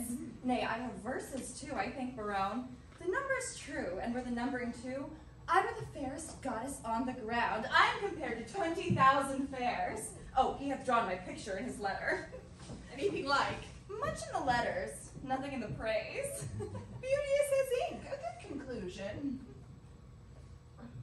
But Catherine, what was sent to you from fair domain? Madame, this glove. Did he not send you twain? Yes, madame.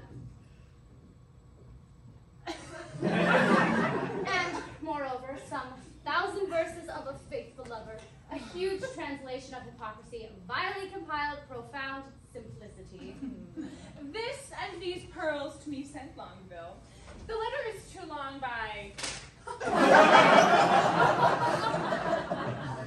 I think so.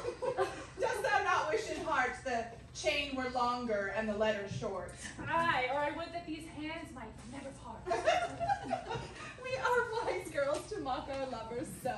They are worse fools to purchase mocking so. That same Barone I'll to Porter ere I go. Oh, that I knew but he were in by the week, how I would make him fawn, and beg, and seek, and wait the season, and observe the time, and spend his prodigal wits in bootless rhyme, and shape his service wholly to my hest, and make him proud to make me proud that jest. So, pair taunt like when I o'ersway his state, that he should be my fool, and I his fate. Folly in fools bears not so strong a note as foolery in the wise. When wit doth dotes, since all the power thereof it doth apply to prove, by wit, worth and simplicity. Oh, here comes Boyette, and mirth is in his face. I am stabbed with laughter. Where's the grace? Thy news, Boyette. Prepare, madam, prepare. Arm, wench's arm. Encounters mounted are against your peace. Love doth approach, disguised. Armed in arguments. Oh, you'll be surprised. Muster your courage. Stand in your own defense, or hide your heads like cowards and fly hence. Oh, say Dennis to say Cupid. Who are they that charge their breath against us? Say, Scout, say. Under the cool shade of a sycamore, I thought to close mine eyes some half an hour, when lo, to interrupt my proposed rest, to that same shade I might behold, addressed the king and his companions. Warily, I stole into a neighbor thicket by, and overheard what you shall overhear. That, by and by, disguised, they will be here. Their page is a pretty knavish herald. He hath well conned his embassage by heart. Action and accent did they teach him there. Thus shouldst thou speak, and thus thy body bear. And ever and anon they made a doubt that presence majestical would put him out. For, quoth the king, an angel shalt thou see. Yet fear not thou, but speak Audacious man. But what? But what? Come they to visit us? Oh, they do. They do. And appareled thus, like Muscovites. Russians! As I guess. Their purpose is to parley, to court and dance, and every one his love feet will advance unto his several mistress, which they will know by favors several that they did bestow. And will they so? Ladies, the gallants shall be tasked, for we will everyone be masked. And not a man among them shall have the grace, despite of suit, to see a lady's face. Hold, Rosalind, this favor wilt thou wear, and so the king will court thee for his dear. Hold, take thou this, and give me thine, and so shall the king take me for Rosaline. Change thou thy favors too, so shall your loves woo contrary, deceived by these removes. Come on then, where the favor's most in sight. In this changing, what is your intent? The effect of my intent is to cross theirs. They do it, but in mockery merriment, and mock for mock is my only intent. But shall we dance if they desire us to it? No, to the death we will not move a foot. There is no sport as sport by sport o'erthrown, to make theirs ours, and ours none but our own. Oh, the music sounds. Be masked. The maskers come.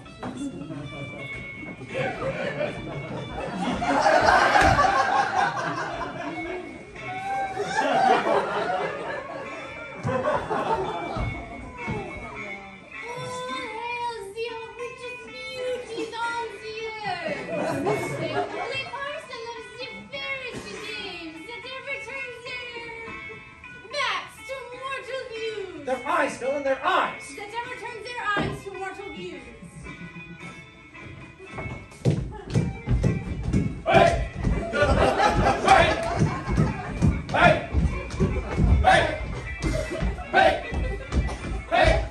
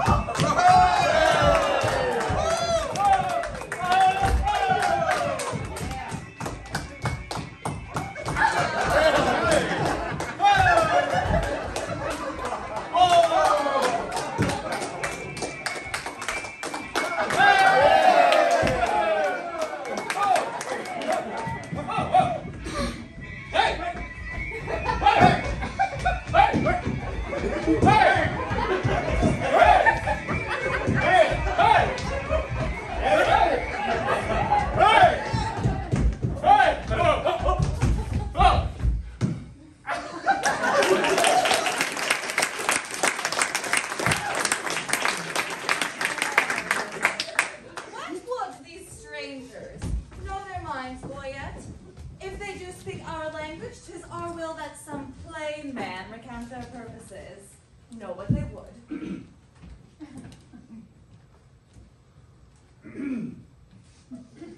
What would you with the princess? Oh, nothing but peace and gentle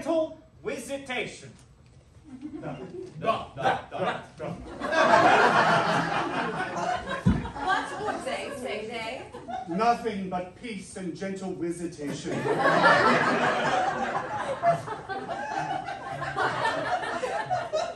That they have, and bid them so be gone.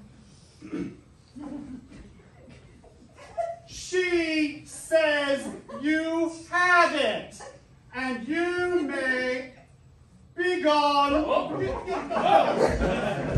Say to her that we have traveled many a measure to trade a measure with her on this grace. They say they have tread many a measure to tread a measure with you on this grace. If it is not so, ask them, how many inches is in 1 mile? If they have measured many, the measure then of 1 is easily told.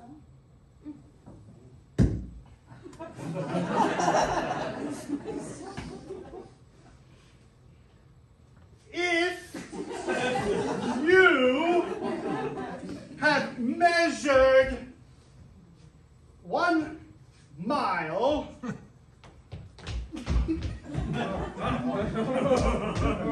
and many miles, the princess bids you tell her how many inches make up 1 mile.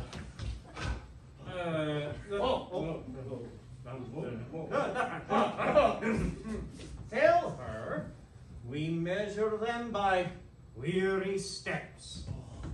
She hears herself. How many weary steps of many weary miles you have o'ergone are numbered in the travel of 1 mile?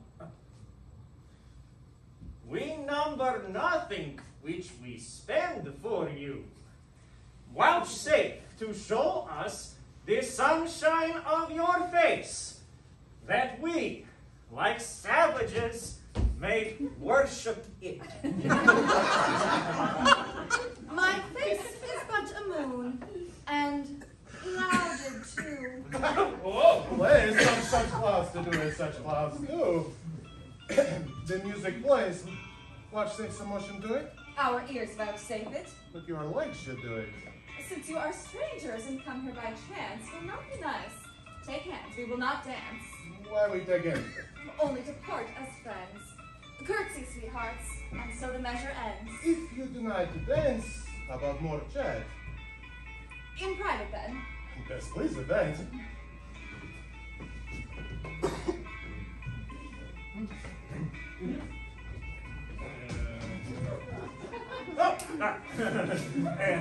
White-handed mistress, one sweet word with thee. Honey and milk and sugar. There's 3. One word in secret. Let it not be sweet. Thou grievest my gall. Gall. Bitter. Therefore meat.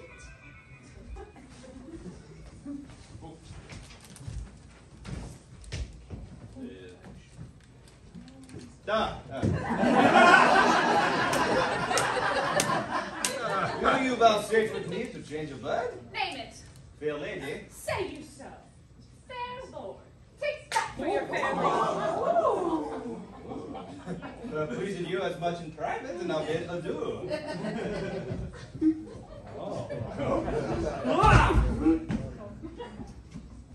What, was your wizard made without a tongue? I know the reason, lady. Why you ask? For your reasoning, quickly, sir, I long.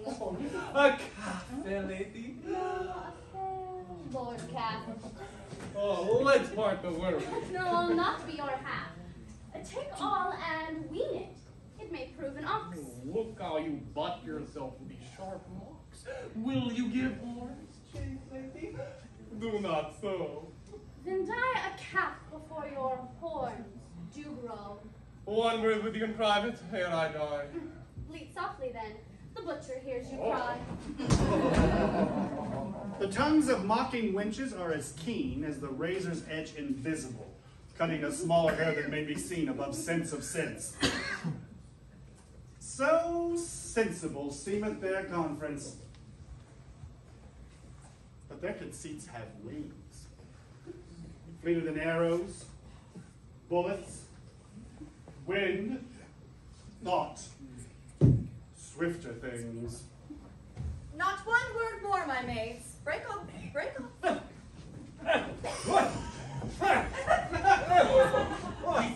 By heaven, all dry beaten with pure scum. Farewell, mad benches. You have simple bids. Adieu, my frozen Muscovits. Whoa! Are these the breed of wits so wondered at? No, tapers they are, with your sweet breath puffed out. But will you hear? The king is my love sworn. Oh, and quick Barone hath plighted faith to me. And long ago was for my service born. You made as fine as hers, bark on tree. Madam and pretty mistresses, give ear. Immediately they will again be here in their own shapes, for it can never be that they will digest such a harsh indignity. Will they return? Oh, they will.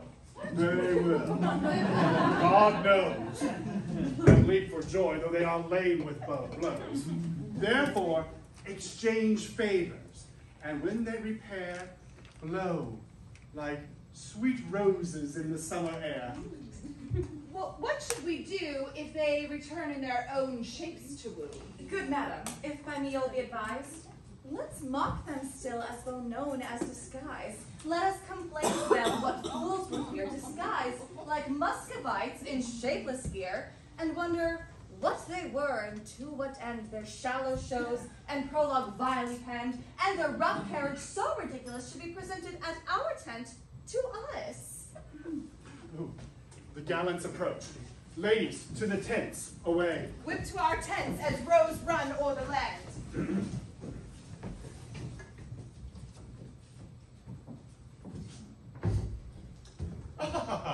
Good sir, God save you. Where's the princess? To her tent. Would your grace have me question her to bring her hither? Yes, that she would vouchsafe. She vouchsafe us for one word. I will. And so will she, if it happens. This fellow pecks up wit as pigeons peas, and utter it again when God doth please. He's wit's peddler. The ladies call him sweet. The stairs as he treads on them kiss his feet. And consciences that will not die in debt will pay him the due of penny-turned boyette.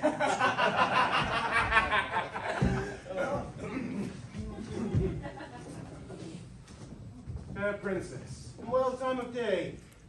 We come now to bring you forward to our court. Vouchsafe it then. Oh, this field shall hold me, and so hold your vow. Nor God nor I delight in perjured men.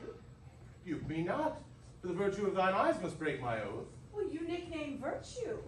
Vice you should have spoke, for virtue's office never breaks men's troths.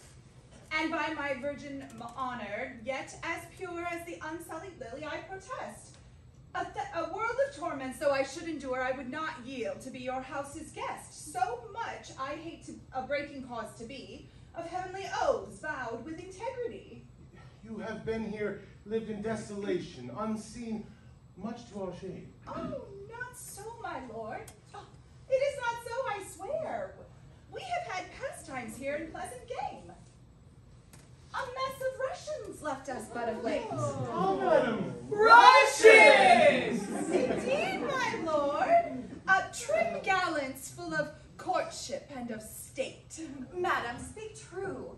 It is not so. My lord in courtesy gives undeserving praise. We four, indeed, were confronted with four in Russian habit.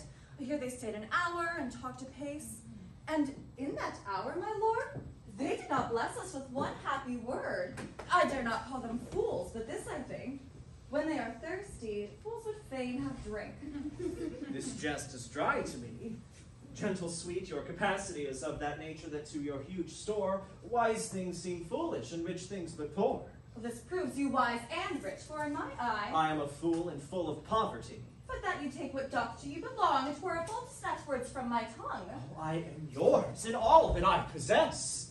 All the fool mine. I cannot give you less. Well, Which of the wizards was it that you wore? Where? When? What wizard? Why demand you this? There! Then! That wizard, that superfluous case that hid the worst and showed you the better face. We are described. They'll mock us downright. Let us confess and turn it to a jest. Surprised, my lord? Why looks your highness sad? Help! Hold his brow! He'll swoon! Why look you pale? Seasick, I think, coming from Muscovy. Thus pour the stars down plagues for perjury. Can any face of brass hold longer out? Here I stand, lady. Dart thy skill at me. Bruise me with scorn. Confound me with a flout. Thrust thy sharp wit quite through my ignorance. Cut me to pieces with thy keen conceit, and I shall wish thee never more to dance, nor never more in Russian habit wait. Oh, never will I trust to speeches penned, nor to the motion of a schoolboy's tongue, nor cunning visor to my friend, nor woo in rhyme like a blind harper's song. Taffeta, phrases, silken terms precise, pre-piled hyperboles, spruce affectation, figures pedantical. These summer flies have blown me full of maggot ostentation. I do forswear them, and here protest by this white glove. How white the hand, God knows. Henceforth, my wooing mind shall be limited to russet yeas and honest cursy noes. And to begin, wench, so God help me, law, my love to thee is sound, sans crack or flaw. Sans, I pray you. Yet I have a trick of the old rage. Bear with me, I'm sick. I'll leave it by degrees. Soft, let us see. Right, Lord have mercy on us, on those three. They are infected. In their hearts it lies, and they have caught it, ladies of your eyes. Our states are forfeit. Seek not to undo us. It is not so, for how can this be true, that you stand forfeit being those that sue? Peace, for I will not have to do with Nor you. shall not if I do as I intend. Speak for yourselves. My wit is at an end.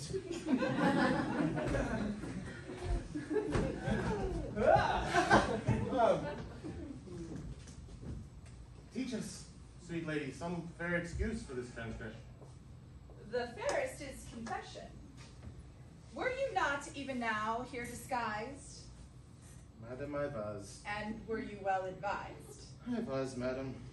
And when you then were here, what did you whisper in your lady's ear? That in all the world I did respect her. When she shall challenge this, you will reject her. On mine honor, no. Oh, peace, peace, forbear. Your oath once broke, you force not to forswear. Hate me when I break this oath of mine. I will, and therefore keep it. Rosaline, what did the Russian whisper in your ear? Madam, he did swear that he did hold me dear as precious eyesight, and did value me above this world, adding thereto moreover that he would wed me, or else die my lover. I give thee joy of him. The noble lord both honorably doth uphold his word. I never swore this lady such an oath. By heaven, you did, and to confirm it plain, you gave me this. But take it, sir, again. In faith, the princess I did give, I knew by the jewel on her. Pardon me, sir, this jewel did she wear? And Lord Baron, I'll thank him, is my dear. What, will you have me or your pearl again? Neither of either. I remit both twain. I see the trick on it. Here was a consent, knowing aforehand of our merriment, to dash it like a Christmas comedy. Some Please, man, some fairy tale, some slight zany, to make my lady laugh when she's disposed, told our intents before. Which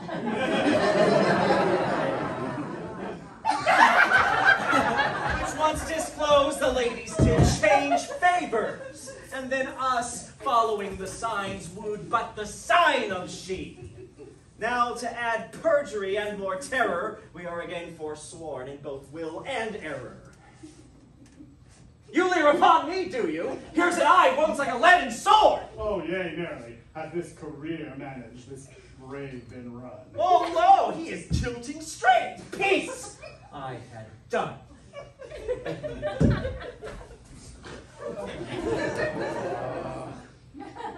Welcome, pure wit.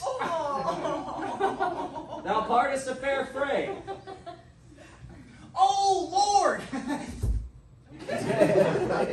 Sir, they would know whether the 9 worthies should come in or no. Art thou one of the worthies?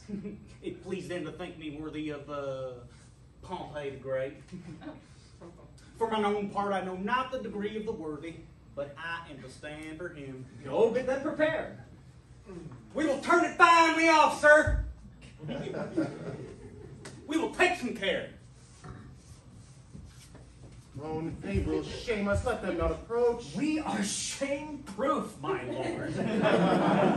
And 'tis some policy to have a show worse than the king's in his company. I say they will not come. Nay, my good lord, let me overrule you now.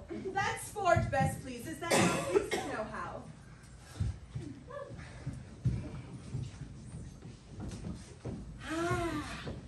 Anointed, I implore so much expense of thy royal sweet breath, as will utter a brace of words. Doth this man serve God? Why ask you? He speaks not like a man of God his making. That is all one, my fair sweet honey monarch. For I do protest, the schoolmaster is exceeding fantastical, too vain. Too vain. But we will put it as they say, to fortuna allegera. I wish you the peace of mind, most royal compliment.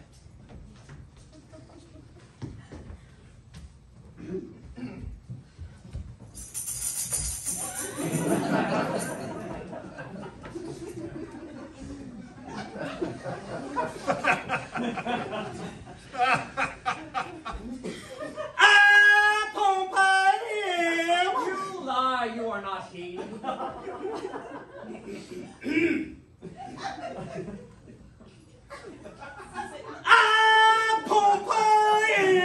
With leopard's head on knee. Well said, old Barker. I must needs be friends with thee.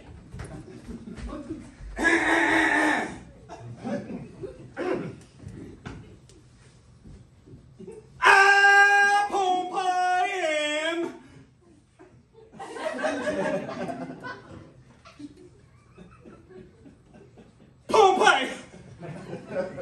Surnamed the Big? Great. It is great, sir.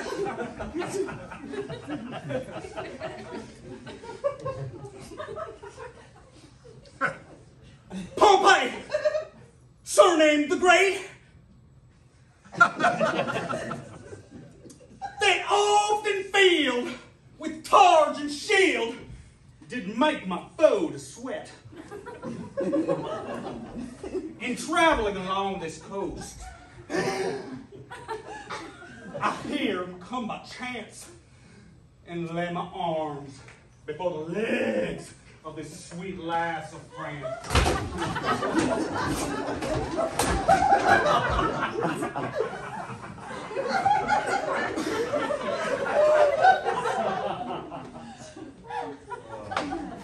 If your ladyship would say, "Thanks, Pompey," I had done.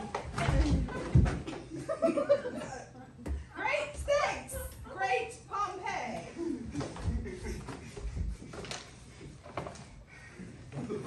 Tis not so much work, but I hope I was, perfect. I made little faults and great.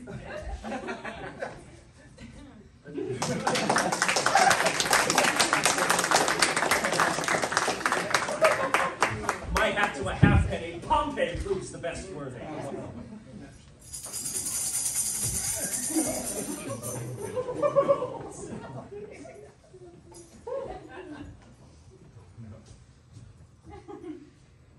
When in the world I lived, I was the world's commander. By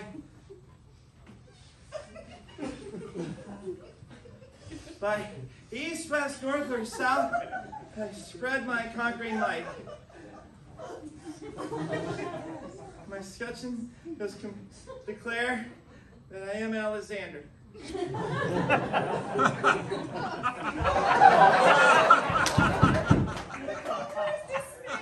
Please continue, good Alexander.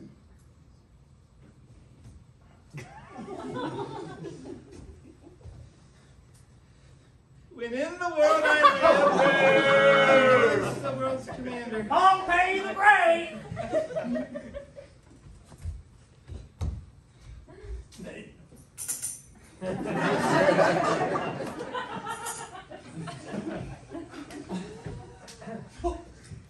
Your servant in Stark.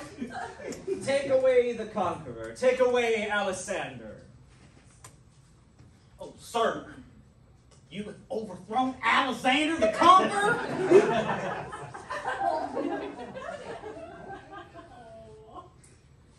You would strike out of the painted cloth for this! A conquer and a fear to speak! Run away for shame, Alexander. Run away for shame. Go on, get. Go on, get.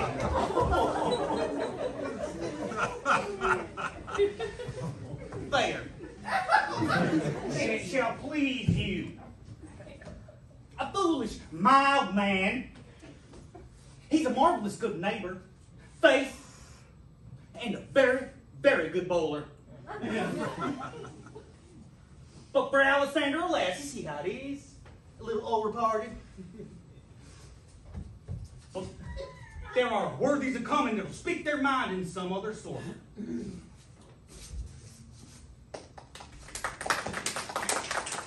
Stand aside, good Pompey.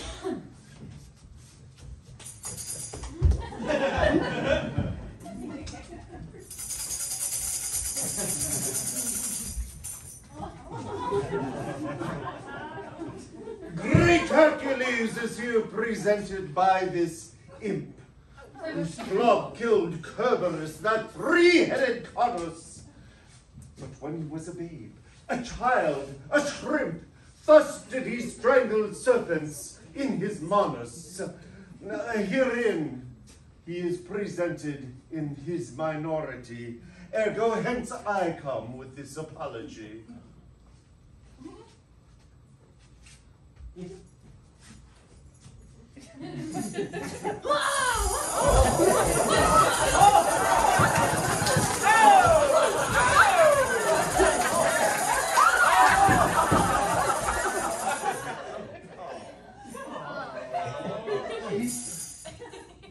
Some street in thy exit, and vanish!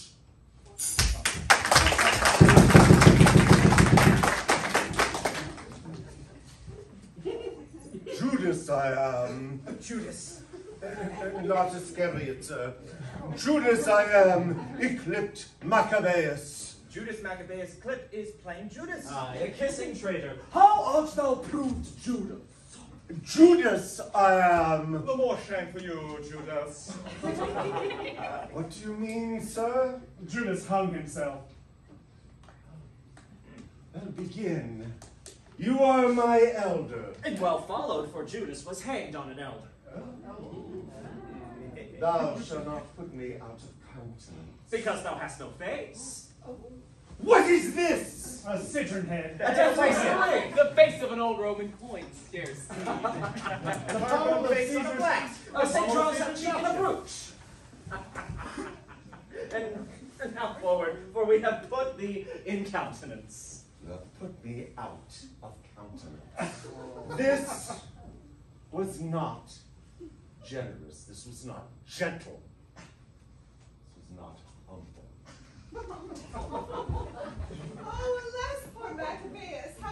even baited.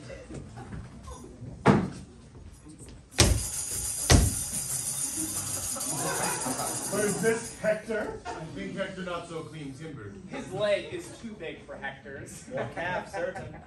No, he is best endued in the small. This cannot be Hector. He is a god or a painter, for he makes faces. The arm-potent Mars of Lances the Almighty gave Hector a gift. A guild, nutmeg. A lamp stuck with gloves. No, cloves. Pass. The arm-potent Mars of Lances the Almighty gave Hector a gift. The air of a lion, a man so breathed that certain he would fight. Yea, from morn till night, out of his pavilion, I am that flower. That means. That gulling bang. That sweet will run the rain thy I tongue. must rather give the rein for runs against Hector. Aye, and Hector is a greyhound. Sweet woman is the rotten. Sweet chucks be not the bones of the buried.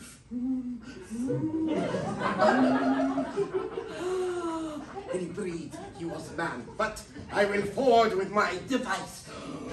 Sweet royalty, will you bestow me the sense of hearing? Proceed, good Hector. We are much delighted. Yes, Hector, far surmounted Hannibal. The party is gone. Fellow Hector. She's gone. She's 2 months on her way. What meanest thou? Faith, unless you play the honest Trojan, the poor wench is cast away. She's quit. The baby brags in her belly already. 'Tis yours.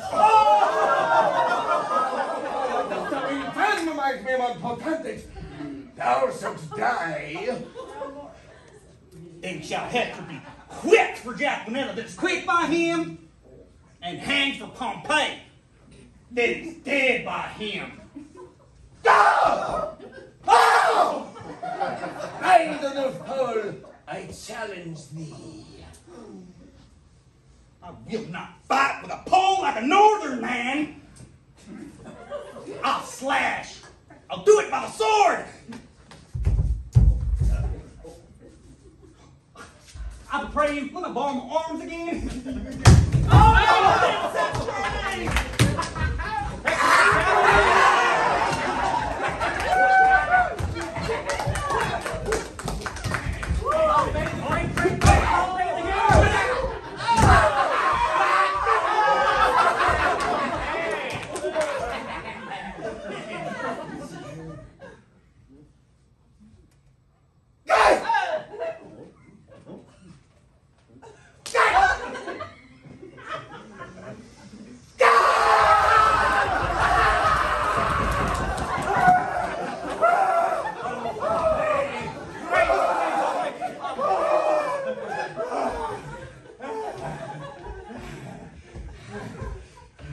God save you, madam. Welcome, our God, but that thou interruptest our merriment. Forgive me, madam, for the news I bring weighs heavy in my tongue. The king, your father, Dead. For my life. even so, my tale is told. Worthies, away. The scene begins to cloud. For mine own part, I breathe free breath. I have seen the day wrong with a little of discretion, and will right myself like a soldier.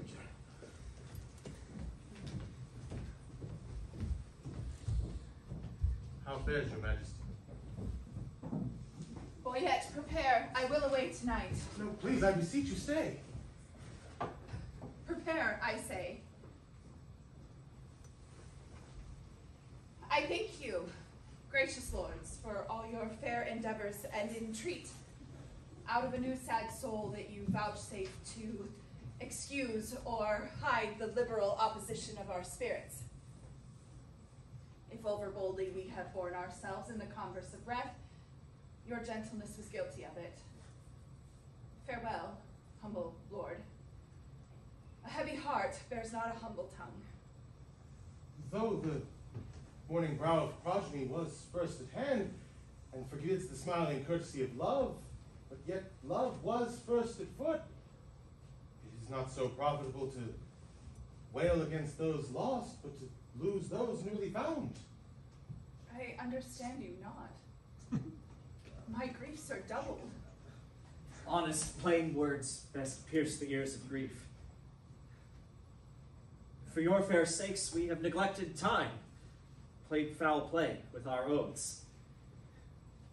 Your beauty, ladies, hath much deformed us, fashioning our humors even to the opposite end of our intents. Our love being yours, the error that love makes is likewise yours. We to ourselves prove false, to be once false forever, to be true to those that make us both. Fair ladies, you.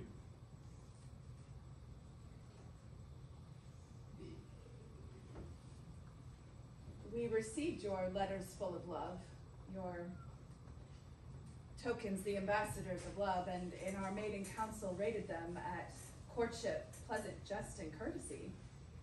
But more devout than this in our respects have we not been, and therefore met your loves in their own fashion, like the merriment. Our letters, madam, showed much more than jest. So did our looks. We did not quote them so. Now at the latest minute of the hour, grant us your loves. A time, methinks, too short to make a world without end bargain in. No, no, my good lord. Thou art perjured and full of dear guiltiness, and therefore this. If for my love, as there is no such cause, you will do aught, this will you do. I will not trust your oath, but go with speed to some forlorn and naked hermitage, remote from all the pleasures of the world. There stay until the 12 celestial signs have brought about the annual reckoning.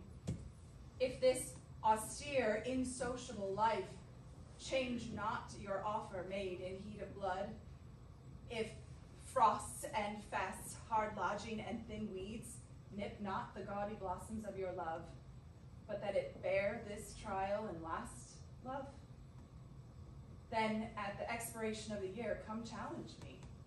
Challenge me by these deserts. And by this virgin palm now holding thine, I will be thine. Until that instant, shut myself up in a mourning house, raining tears of lamentations for the remembrance of my father's death. If this thou do deny, let our hands part, neither entitled in the other's heart. This I would, or more than this, I would deny. Shut these powers of mine up and close my eyes. And sermons, my heart is in your breast.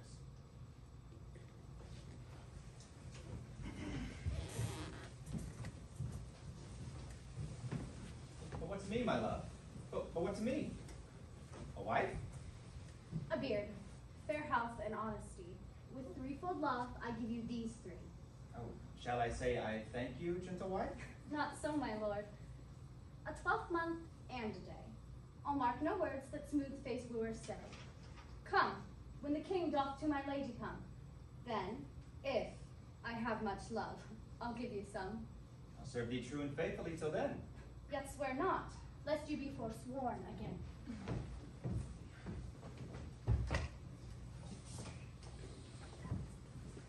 What says Maria? At the 12 months' end, I'll trade my black gown for a faithful friend.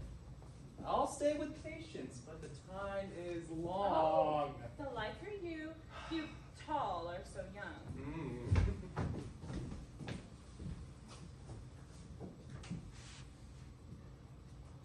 Studies, my lady? Mistress, look on me.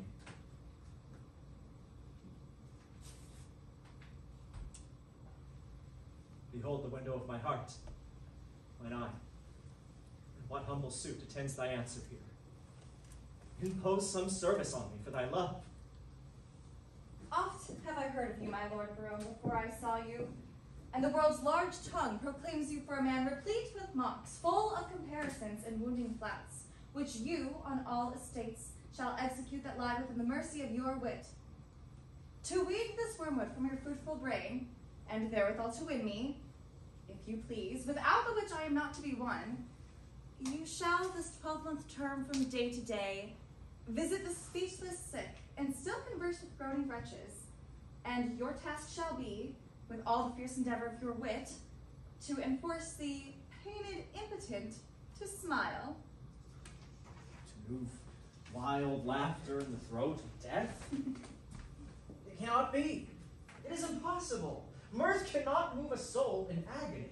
Why, that's the way to choke a jibing spirit, whose influence is begot of that loose grace which shallow laughing hearers give to fools. A just prosperity lies in the ear of him that hears it, never in the tongue of him that makes it. Then, if sickly ears, deafed by the clamors of their own dear groans, will hear your idle scorns, continue then, and I shall have you in that fault withal. But, if they will not, throw away that spirit, and I shall find you empty of that fault, right joyful in your reformation. The 12 months? Well, befall what will befall, I'll just a 12-month in a hospital. But our wooing doth not end like an old play, Jack hath not Jill. These ladies' courtesy might well have made our sport a comedy. Sir, 'tis but a 12-month and a day. That will end. That's too long for a play. Sweet Majesty, vouchsafe me.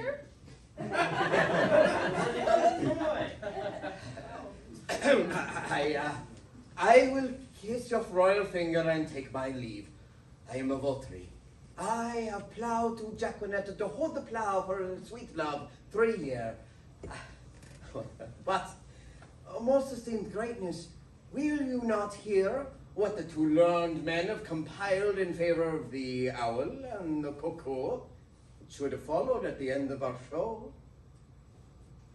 Bring them forth, we shall do so quickly. Hola! Approach!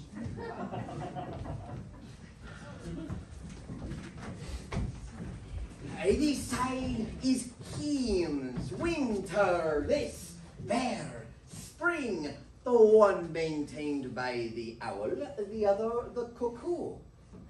There, begin. When daisies part and violets bloom, and lady smocks of silver white, and cuckoo birds of yellow hue do paint the meadow with delight. The cuckoo then on every tree mocks merry men, for thus sings he. Cuckoo,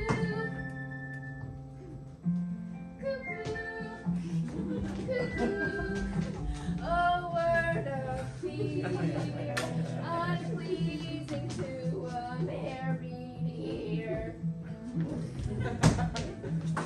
When covered life on ocean strand, when bearing our velvet clouds, when turtles tread on roofs and doors, and maidens bleach their summer smocks.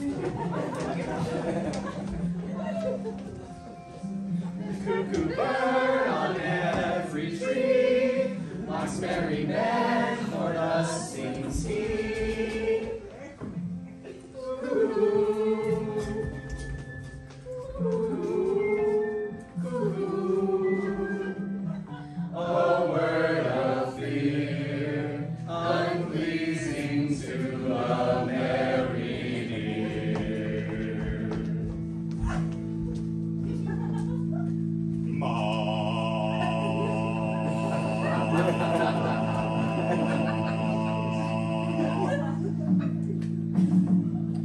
When icicles hang by the wall, and Dick the shepherd blows his nail. When Tom bears logs into the hall, and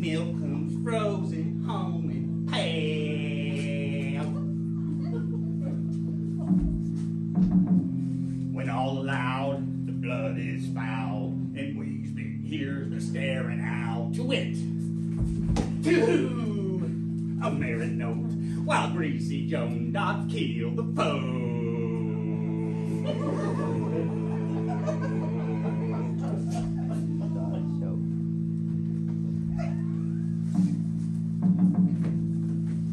When all aloud the wind doth blow, and coffin drowns the parson's saw.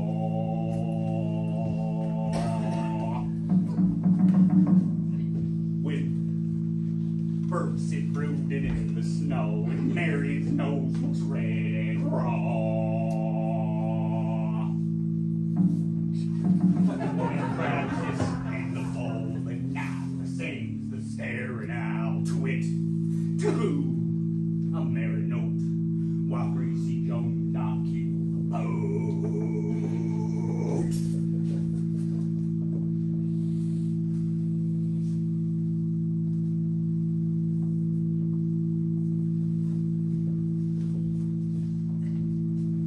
The words of Mercury are harsh after the songs of Apollo. You that way, we this way.